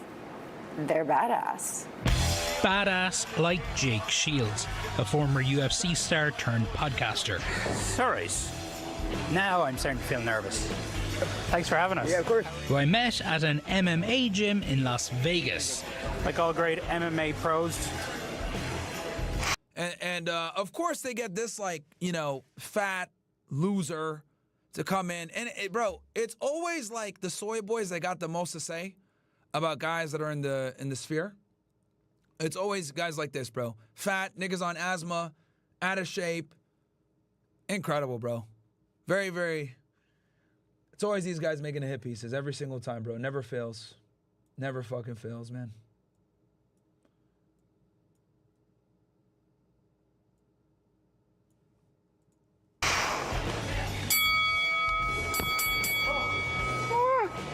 I've never hit anyone in my life. I'm not punching back. Hit me. No, I sit right here. KO, KO, KO. This is CNN. Do you miss being full-time pro? That's probably what Top Graper looks like. This nigga right here. Guaranteed probably looks like him. Talking shit from behind a keyboard. Yeah, you know, of course I miss it. To go from professional athlete, which is the highest of highs, to retirement. And I guess the podcast has helped. You could fall into depression if you just go from the most amazing career where you're famous and spotlights to all of a sudden you're a nobody. Sure. Like other podcasters in the manosphere, Jake regularly hosts controversial guests. And I named the podcast Fighting Back. I feel like we have to fight back what we're told we're allowed to do. I just don't like to be told you're not allowed to talk to this person. Like, why can't I talk to him? I'm not saying I agree with his ideology, but I should hear what he has to say. And that's the problem. They don't even want to platform dissenting voices. And that's how the censorship regime has been working for many years, bro. It's how it's been working for a very long time. He's hosted the former Grand Wizard of the Ku Klux Klan. Okay, David Duke has renounced racism. He obviously changed his life around, and it's amazing to me that they still sit there and try to bash him and say he's a flaming racist and he hates black people and all this other stuff. It's not true. He's changed his mindset when it comes to the Klan. He's talked about it before, said that it was a mistake. And the fact that they still run with this narrative and try to say that he's a racist is crazy to me, bro. It's absolutely crazy. Today I have a very, very special guest, Dr. David Duke. I knew you're controversial, but I had no idea how controversial. And Thomas Russo, the leader of the white supremacist group Patriot Front. Yeah, they be hating on Thomas Russo too. He did a really good interview on PBD podcast. The guy spoke very well, man. Much respect to him. Let's go where we disagree a little bit. Yes, sure. Let's hit race, because you're a white-only group? So the organization only allows people of American ethnicity, and all Americans, I believe, come from Europe, so they're white. The true heirs of the American. That was a nice way to phrase it. Yeah, no, I understand and talk to these guys, but I've also not brought anyone hateful. If I do, I'm going to be really on top of them. But so you saying that you haven't brought someone hateful on, right? People say, well, you brought on a Grand Wizard of the KKK. Yeah. You brought on... He's not a Grand Wizard anymore, motherfucker. You gave that shit up, man. Why do they still say that, bro? David Duke has been admitted that joining the KKK was a mistake and that he's not a racist anymore. Incredible, bro. Patriot Front. Yeah. They're hateful. No, I think those are excellent questions. Yeah, I'm gonna dislike this shit too. Yeah, chat, dislike this shit, man. Fuck CNN for this bullshit propaganda, bro. I'll drop the link for you guys. Dislike this goddamn video, bro. Fuck these niggas, man. CNN. But if people go and watch the actual interviews, I think they would be like, oh, this guy's not near as hateful as if I expect it. But Vera says hate isn't what the men she dated were really looking for. One of these guys brought me to a political meeting. And did they talk about politics? Barely. They talked about, it was a bunch of men complaining about girlfriends and wives, regurgitating Andrew Tate type of advice about... Here's the thing, though. See, women want to talk shit and say that, oh, it's regurgitating advice or whatever. But the reality is that it works. Women favorably respond to a lot of this stuff because, quite frankly, women are attracted to men that tell them what to do. They're attracted to assertive, dominant men. And here's the thing that she's not telling you. I guarantee you she fucked a couple of these niggas, bro. That's the fucking truth right there. She's definitely smashed a couple of these guys. Guaranteed, bro. Guaranteed she smashed a couple of these dudes. How to train your girlfriend, how to train your wife to be submissive. And so this group was supposed to be a political group, but they're talking about relationship problems. And the fact that that's what most of the time was spent on, you don't need to be a neo-Nazi. You need therapy. No, because women are literally insufferable in 2025. That is why. And the thing is that guys are waking up. Guys are waking up to the female bullshit, bro. They are waking up to the female bullshit. The appeal of Jake's podcast speaks to a need among young men in this country that Vera says can't be ignored. You have to incentivize someone to want to. And I don't know why they're attacking Jake, man. Like, Jake, did he hit 100? Let's go here.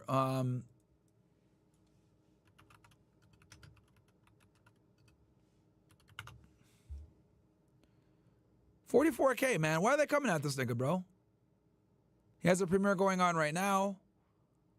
Like, 44K and they're fucking attacking the guy, bro. For what? You know what I mean? Fucking bullshit, man. Whatever. Haters gonna hate. Better. You can't just say, let's make men better. The thing about these guys is their biggest support system is online, but that also is very isolating, and isolation is what breeds hatred. Groups like Patriot Front offer community. Lou Frog says she could talk all the shit she wants about red pill guys, but at the end of the day, women only fuck the red pill guys. Yes, or guys that are red pill aware to some degree. Facts. But community. And it's weird how they're like, bro, why are they combining, like, dude, like, Russo and David Duke aren't even, like, in the manosphere. Now they're trying to, like, merge. See the propaganda here? They're trying to merge guys that are, like, right-wing, like, from a political standpoint, and guys that are, like, red pill, like, with the dating stuff. It's not the same, dude. It's not the same whatsoever, right? I would say, like, maybe myself goes into the political stuff, but if you brought in, like, Rollo Tomasi, Michael Sartain or whatever, I guarantee you they probably have a bit more liberal views than I do when it comes to politics. Like, I wouldn't consider Rollo or Sartain or any of these guys, like, far right. Like, what the fuck? Like, the manosphere, aka the red pill, like, a lot of it is, like, dating stuff, right? And a lot of the guys that are in the actual manosphere, because when you talk about the manosphere, now we're getting into the red pill when it comes to dating. Manosphere is strictly dating, not political shit. Right, I'm sure Rollo's probably going to do a video on this, but yeah, like, the manosphere and the red pill are somewhat the same, but the manosphere is explicitly the red pill when it comes to dating. But they're trying to tie, like, political ideology to the manosphere, and that's not how it goes. Because a lot of the guys in the red pill, I would not consider political commentators at all. Rollo, Donovan, Michael Sartain, who else? Andrew Tate doesn't really comment on political matters like that, right? Maybe he just recently with, like, the Bruv Party, but I don't think his, like, more current stuff. He talks about politics as much. Who else? Yeah, man. I mean, most of the manosphere guys, like, they don't comment on politics, bro. I'm, like, the only one. Now I think, Chad, am I missing somebody? Like, is there anybody else that comments on politics I could think of?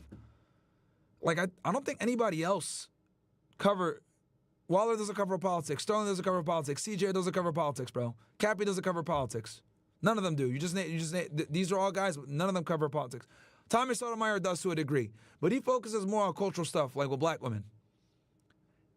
Anger Man covers politics here and there. But I honestly think I'm the only one that covers politics on, like, a deep angle.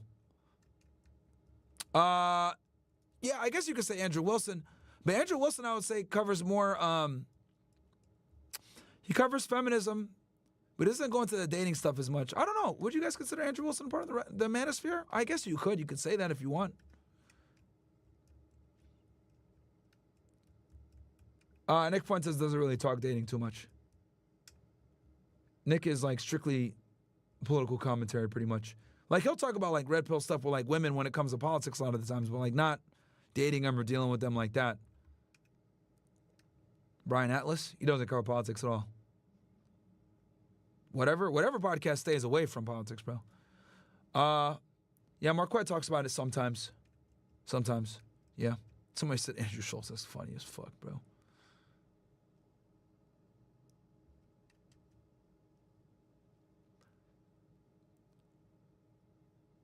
Yeah, I would say probably Andrew Wilson. Yeah, me and Andrew Wilson cover political commentary. But does Andrew, like, I feel like he talks about it more from a cultural angle or debates. I don't think he covers I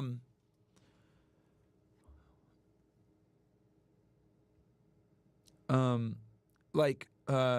he doesn't cover, I don't think he covers foreign policy too much. I know Russia, Ukraine, yeah. Israel stays away from, which is smart, actually. Tim Pool's not a part of the Red Pill. Anus and Leach. That's funny. That's funny. FedEx doesn't cover politics, bro. Unless he switched, changed it up, but FedEx does not. I've never seen him talk politics at all. And I don't blame them, bro. Let me tell y'all something, bro. If your goal is to make as much money as possible from the Red Pill, talking politics is not smart, actually, if I'm be honest with y'all. It's really not, it's not intelligent. It's really not intelligent. It automatically is going to cut off a lot of your fans. I mean, hell, a lot of people, I'll keep it 1,000 with y'all. Like, a lot of people probably got mad at Fresh and Fit because of my right-wing views and, like, left. A lot of niggas I know left because of my views on shit. I already know.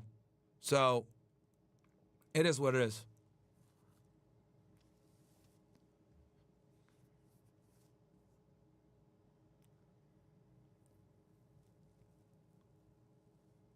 Someone said Mike Thurston? I wouldn't consider Mike Thurston a part of the manosphere at all.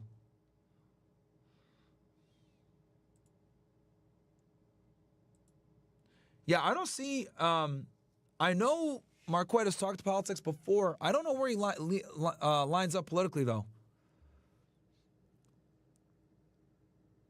I don't know where he lines up politically. I don't know his political stance. But the point I'm trying to make, guys, is they're conflating the manosphere with... far right or alt right political ideology, which is fucking ridiculous. Thomas Russo, David Duke, right?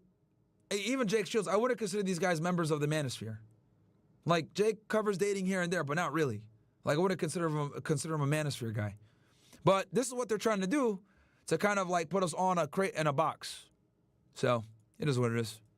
Based on racism and hate. People have to really think about, do you have the capacity to talk to people that you don't agree with? Because that one nice conversation you might have might change someone's day enough to not have to seek out. Marlo says they're attacking him after that pro Israel person recently mentioned him. They're attacking who, Marlo? Who are they attacking?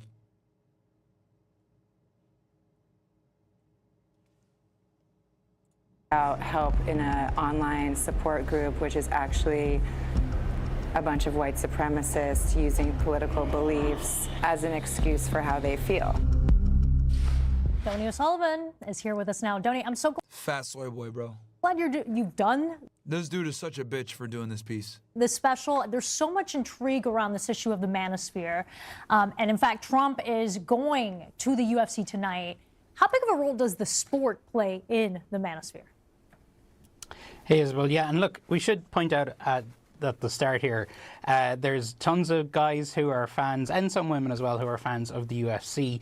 I have many friends who are fans of the UFC. It certainly does not mean, you know, that if you are a fan of the UFC, you are falling sort of down this rabbit hole of hate and white supremacy and everything else. But what we are seeing is that there is this sort of, there is this crossover. The UFC is playing a greater and bigger role, really, in American life. Joe Rogan, who's the world's biggest podcaster, is a UFC commentator. Dana White, who is the founder. Yeah, but they don't line up with us politically whatsoever. Like, Dana White is a hardcore Zionist supporter, bro, right?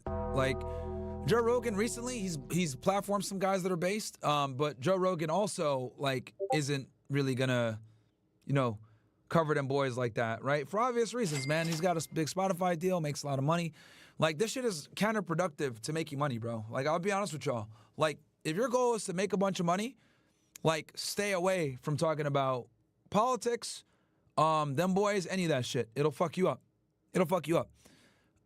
Me, obviously, I don't give a shit because I think it's more important to tell the truth than make a bunch of money. A lot of people disagree with me on that. People say all the time, Myron, you're stupid, you fucked up your platform, blah, blah, blah, all this other shit. So I get it no matter what. And then I get other idiots that say, oh, you got Gary as a manager, you're compromised. So it's like, you can't win, right? Like, people are going to sit there and say, you sold out. Other people are going to say, you're stupid for telling the truth. It's like, you can't win with these niggas, bro. So it is what it is. But at the end of the day, that's why it's got to be important for it matter to you. Like, that, for me, that's how I look at it. Like, it matters to me. Telling the truth matters to me. If people are going to say, you become too far right, or some other people say, oh, well, you sold out, or some other bullshit like that because you don't want to say you hate Jews, which I'm never going to say that because I don't, then it is what it is, man. Like, you're never going to please everybody is what I've realized. And if you're never going to please everybody, then the only person you got to focus on is, you know, making sure that you could look yourself in the mirror and be happy with what you put out there. Because at the end of the day, the content is yours, and you're the one that takes the ultimate risk, right? When you talk about shit like this, Nobody else does. And it's always interesting because people sit there and talk shit, but like they're not taking the risk that you are. So it is what it is. They're attacking Jake Shields after he mentioned in the Joe Rogan podcast. Yeah, I think that was a part of it. Because they did mention him in the Joe Rogan podcast saying that he questions a certain event, which is fucking ridiculous. But, you know, it is what it is with these people. Kumo DTV.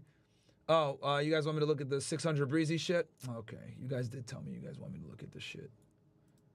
By the way, guys, join the Zoom call. I'm getting people in it right now.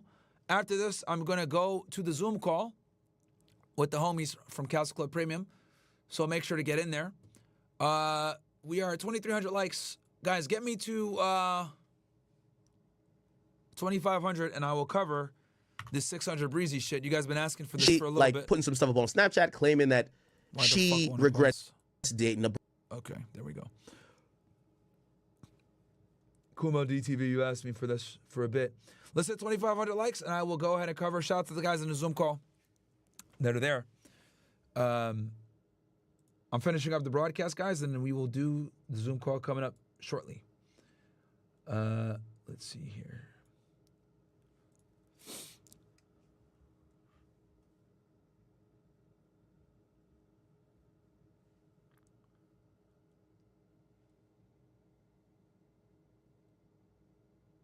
Let's see here. We got here.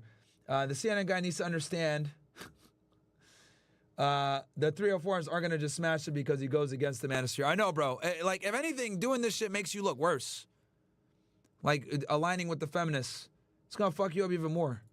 Founder of the UFC is a prominent Trump supporter and was recently appointed to the board of Meta by Mark Zuckerberg himself, another big MMA and UFC fan. And actually fighting tonight in Miami. Trump is going to the event. We're not sure if he'll be there for the earlier fights, but fighting tonight in Miami at the UFC event is a fighter by the name of Bryce Mitchell, who recently set up a podcast of his own, and on his debut episode a few months ago, he said that Hitler was a quote-unquote good guy or a great guy. Dana White, the head of the UFC, was quick to condemn that, but, you know, you can just kind of see there. And I talked about this, by the way, guys, with the whole Hitler thing. I did a whole tweet about it where I talked about why Bryce shouldn't have walked his comments back. Made a tweet about it. Let me see if I can find it for you guys where I go over the things that he said. We'll keep playing this. Where folks who might be coming into this sport for one reason are a fan of fighting, and then they're getting exposed to views like Bryce Mitchell's. Mr. Beat here with an important announcement. All right, so here's a video with the 600 Breezy. Guys, do me a favor. Let's get to, we are about 100 likes away from 2,500. Let's hit 2,500 likes and then just get that engagement up.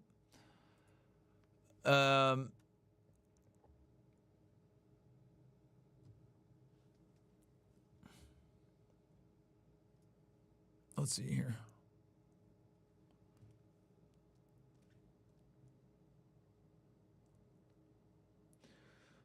Kumo DTV said, like the video to see the niggardry. Yeah.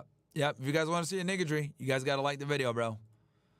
You guys got to like the video if you guys want to see the niggardry, bro.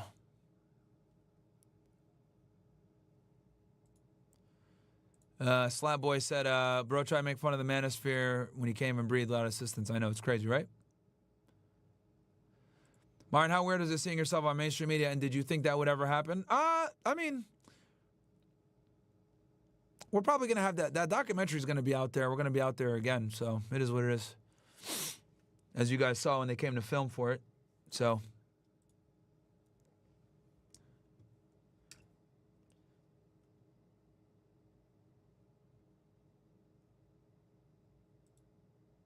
we'll see what happens.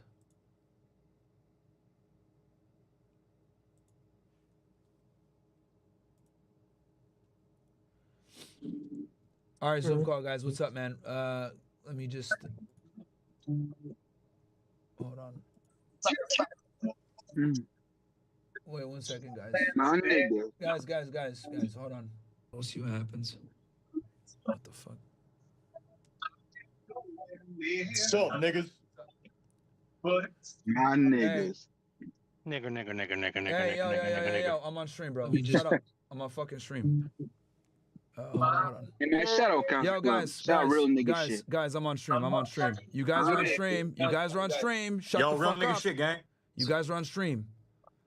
All right. I don't want to get y'all in trouble or whatever. What's up, niggas? All right. Oh, God. Okay. We got the real ninjas in the back, man. Yo, my bad, Myron.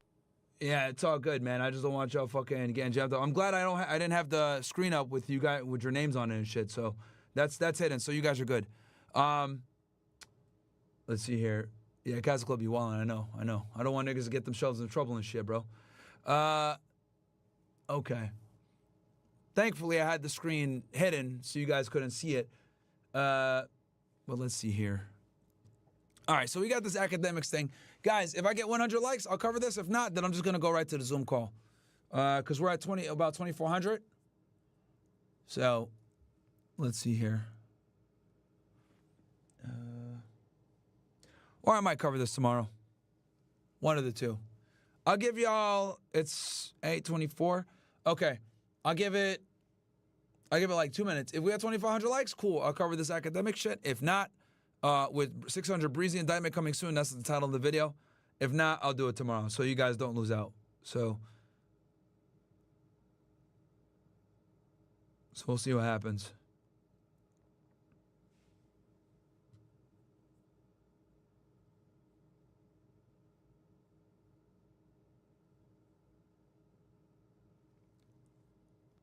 All right, we're 24:03. We get 97 more. I'll put a timer. I'll put 2 minutes on the clock. If we hit it, I got the timer right here, as you guys can see. Let me go main cam. Goddamn. All right. If we hit it within the next 2 minutes, I'll cover it. If not, then I'll just do it tomorrow. So you guys will get the content anyway. Don't worry. Let's see here.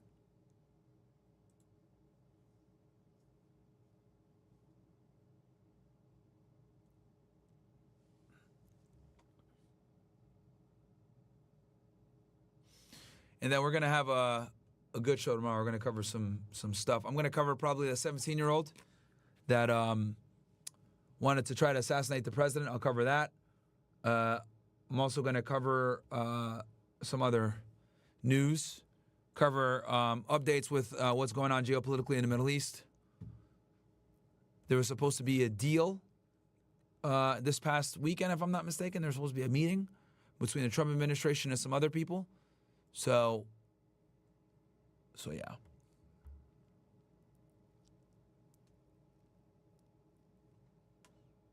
We're at 25.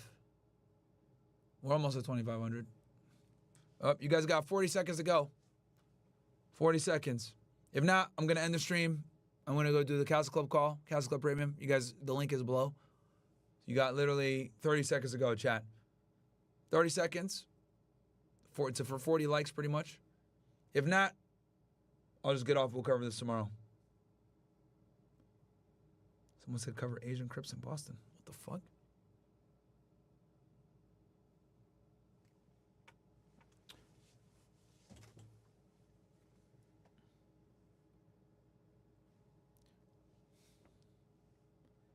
And we had the 2 minutes.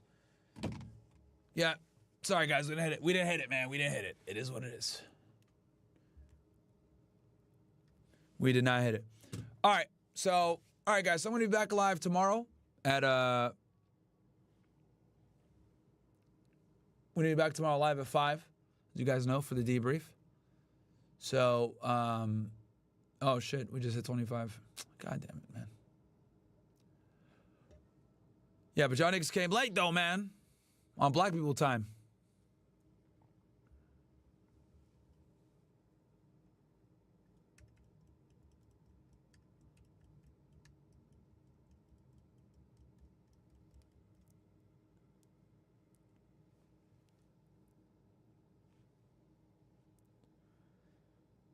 CastleClub sounds like a safe space for weak-ass white boys to say the nigger word.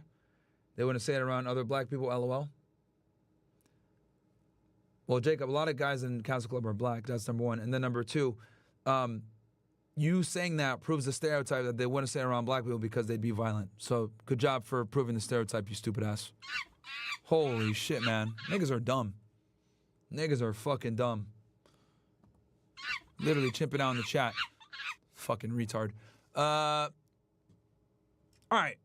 I'll do this academics thing quick, since you guys technically hate the 2,500. I got y'all niggas. Broke ass nigga. Who's that broke ass nigga? 600 Breezy. So this is what she said. She said, they ain't a tax bracket. Life be so much easier when you do. Then she continues. Because somebody says, is that why you date broke, man? She says, oh, I'm not broke. So this is why. She said, this is why I learned my lesson. And now I'm going to date in my tax bracket, okay? Somebody said, wait, did we miss? So this girl's name is Jasmine Amira saying this shit about 600 Breezy. Chapter? Are you single or not? She said, single, no. But hey, CastleClub guys, I'll give you guys the link to the stream real quick. Let me give it to y'all real fast so you guys can tune into this as well. Is why. So you guys don't just see the audio, you guys can actually see it visually too. CastleClub guys, hold on one sec. I'm gonna drop it in the chat for you guys. Bam. There's the YouTube link for you guys. Jump in. With my broke ass baby daddy, I'm not with him, okay? So she continues, she gives a little bit more details. She later says, as parents, we do what's best for our kids. I can walk away knowing I tried to give my baby a 2-parent household. And this is old as fuck. It just wasn't your business to know. Months old, so don't clock no T. And then she continues because somebody said, so Breezy, the broke one, huh? I thought he just bought you Chanel last week. She said, yo, y'all know that boy never stepped no goddamn foot in Chanel. Y'all assume wrong. Y'all assume it was him, wrong? Damn, and she's putting him on blast. What is this, Snapchat it looks like? Nigga, well, most know what's up. I've been having motion. Always have motion. I'm going to keep going to Chanel like I've been doing. It's so sad that women see their value and worth in who could trick on them. It's amazing to me how we don't look at these current crop of women as prostitutes when they basically are. That's how they evaluate their value. Is like, oh, how many guys can I get to simp on me and buy me things? Like, how many guys can I get to trick on me? And like, women don't understand, like, that's not really a skill set. If guys are over here willing to buy you bags and shit like that, that means they probably think they can buy you, which means you're a slut. But women are too stupid to understand this shit because to them, it's a highlight reel, right? Modern day females are more interested in being able to like compare lifestyles, dude. Like that's what it is with women. So like when these bitches take these stupid ass pictures of themselves, like in, you know, foreign locations or at parties or whatever, it's all a competition for them to like show like, look at how lit my life is. You know what I mean? That's what girls live for. They live to compare their life to other fucking bitches. That's really what it comes down to. It's pathetic, but this is what they do, right? Now, men compete on this regard too, to a degree, but with men flex lifestyle to get bitches. Women flex lifestyle to get other bitches mad. That's the difference, right? Like, it's one thing if you're flexing lifestyle to get hoes. Cool, I understand that. That's a biological imperative. It's why we're put on earth. But bitches literally flex to get other girls mad. That's the crazy part. They almost brag about their self-worth as how much a man could take them to a designer store. But whatever, I digress. So she can... And especially black girls be on that type of time, too. Continues a little bit. Somebody says there's no to do as far as a father. It doesn't have to be any bad blood going forward either. You just both have to move on and move accordingly. You're doing a great job, Jazz, with or without any man. Don't worry about others' opinions. She says exactly. Long as he does what a dad's supposed to. He could be around Blaze. Once he played with my son, though, that's over. He did that enough, so the ball's in his court, never been a baby mom. Now, I said this before. Whether it's DDG, whether it's, you know, any baby mama, they're always going to use those kids as compliance videos. As 600 Breezy made a post. He said, man, I'm tired of bitches playing with me, man. You left me because I was broke? Huh? No, bitch. I left you because you need help. You need AA meetings. You need therapy. You need real help from professionals. You physically and mentally abused me the whole time. I put up with that shit. I've been going since February 17th. They ain't mentioned you at all. You gave me $6,800 in December for Christmas. Like that was going to make me stay or make a difference in my life, bitch. You helped me. Bro can't even spell bitch correct, but it's funny though. Spend that soon as you gave it to me. You mad because I went back to Chicago and got back to my regular life and I'm rich again? And I don't want shit to do with you? You begged me to stay, but you on the net 2 months later say you left me? You should have shut the fuck up, Jasmine, and kept it P. You waited till I sent the money for Blaze's birthday to be weird. If you ain't want me to come to the party, you should have said that, bro. You was finna off yourself because I wouldn't come home. You play with a raw nigga. Yeah, even a Chirac, you know what I mean? A Chirac Max Payne. When you deal with women, I guess you got to secretly record. I don't know what the fuck, but this is his videos kind of proving his point. What the fuck? I'm telling you, I'm finna go. I have to sit here and raise this motherfucker. You don't got to sit here and raise shit by yourself. You don't. I'm gonna be right up the street. It's not no two-parent household. That shit is a lie. That two-parent household shit dead, bro. No, it's not. Bro, I'm stressed just listening to this shit, man. Holy. Just listening to her yap makes me have stress, bro. Yes, it is. Bro, you're not going any fucking where. All right. That two-parent household shit dead. No, it's not. You treat me like shit. You talk to me like shit. No. I'm not shit. Like I said, that two-parent household shit is dead. Yeah, in the black community it is, man. To you in your eyes. Why the fuck am I staying around you? We are not. Jasmine, let me leave. No. Let me leave. No. What the fuck? So I gotta call the police? I guess. Tell them, hey, I'm just trying to leave her house. She won't let me leave. I guess. Let me fucking leave then. No. What's wrong with you? What the fuck? I'm telling you. So it looked like he's trying to leave. It looked like he's packed his stuff. He's ready to go.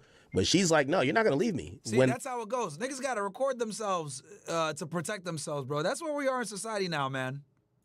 600 Breezy got to record himself to protect himself from these lying ass hoes, man.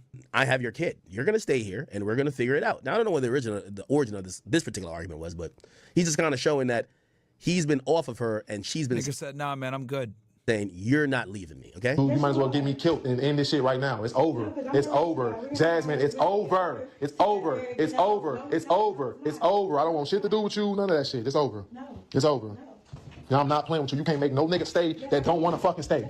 Like what? You done treated me like complete shit. You think I'm supposed to keep staying? No, I don't want no drunk ass bitch. I don't want no disrespectful ass bitch. Yo, real talk. That's why I tell you guys all the time. You can't get with women that drink, bro.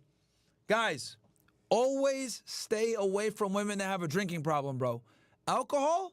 Hell no. Because women are already emotionally erratic. Don't fuck with no girls that are alcoholics, chat. Do not fuck with women that are alcoholics, bro. They will ruin your life, chat. Okay? I tell you guys all the time, don't drink either. And here's the other thing, too. If you're a drunk, your girl's going to be a drunk, too. So you shouldn't be drinking, and neither should she. All right? Do not drink, bro. Do not drink. It's a waste of your time, and she's probably more than likely going to follow you, and you guys are going to be drunks together, and it's going to fuck y'all lives up.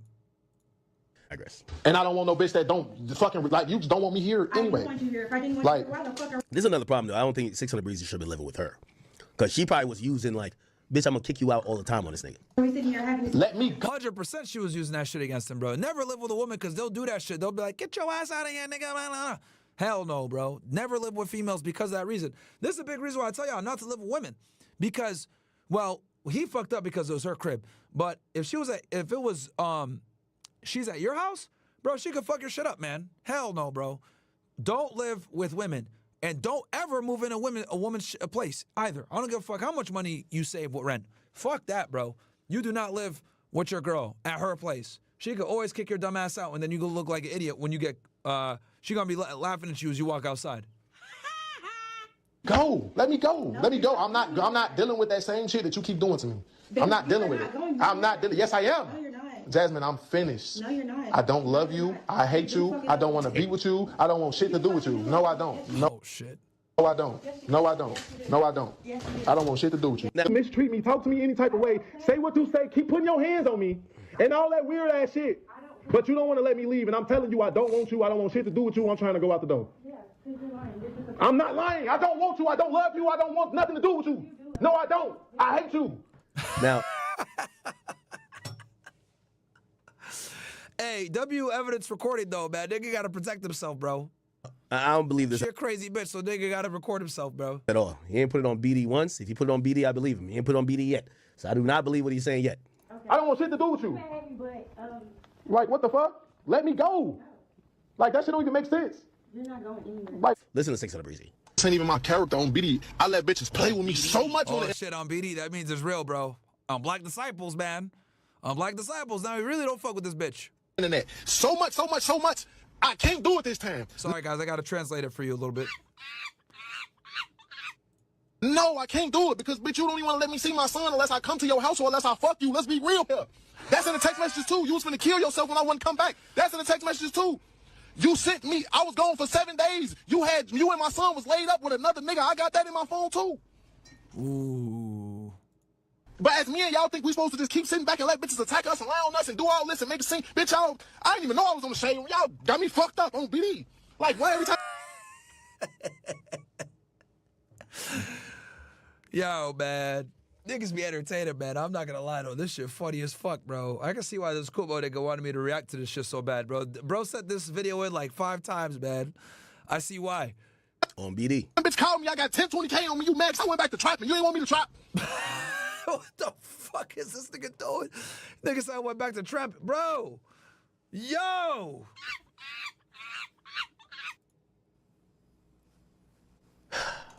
Bitch, I'm back in the Midwest getting busy. And then you.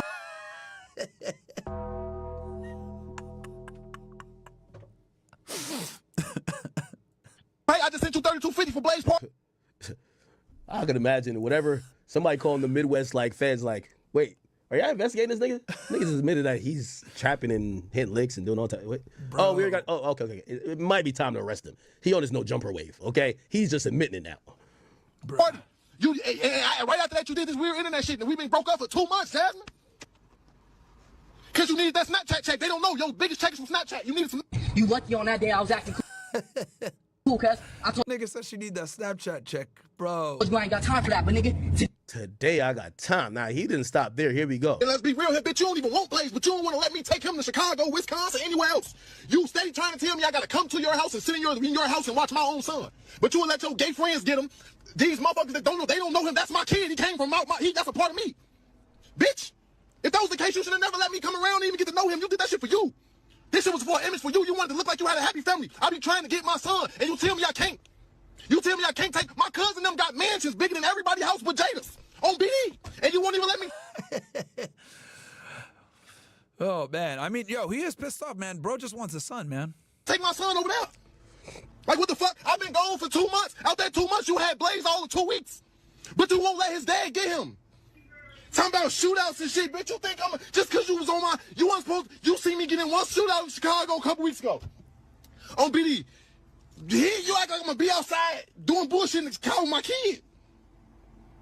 Like, bruh. Oh, man. Thanks to YouGov for sponsoring. Oh, man. That shit crazy. Well, look, man, I like 600 Breezy. He's always been super polite and nice to us. One of the few rappers I actually like. Gives good interviews, not a bad guy. But yeah, man, that sucks to see. But anyway, guys, I'm gonna be doing a Zoom call right now for CastleClub guys, CastleClub Premium. Jump in there right now, guys. Zoom, we got the Zoom stacked right now with a bunch of guys in there. I'm gonna do an open Q&A. Hope you guys enjoyed the stream. Unbanned all the Rumble niggas. YouTube guys, I don't know if you guys are banned too, but I want you guys to all be unbanned, even though some of you niggas are annoying. But it's fine though. But yeah, I will be back tomorrow at 5. I'm going to talk about the 17-year-old that planned to assassinate the president. We're going to read the search warrant. We're going to cover the news. We're going to cover Iran updates with the war. We're going to be talking about the universities as well. We're going to be talking about how the universities are being attacked by this anti-Semitism stuff. And they're expanding it, guys. It has been expanded for sure. Northwestern University has been added to the list. Brown has been recently targeted as well. And we're going to cover all that stuff tomorrow, guys. So I hope you guys enjoyed the stream. I'll catch you guys tomorrow at 5 p.m. Eastern Standard Time. And then we're also going to have Money Monday for you guys for Fresh and Fit and After Hours. So hope you guys enjoyed the stream. I'll catch you guys. Peace.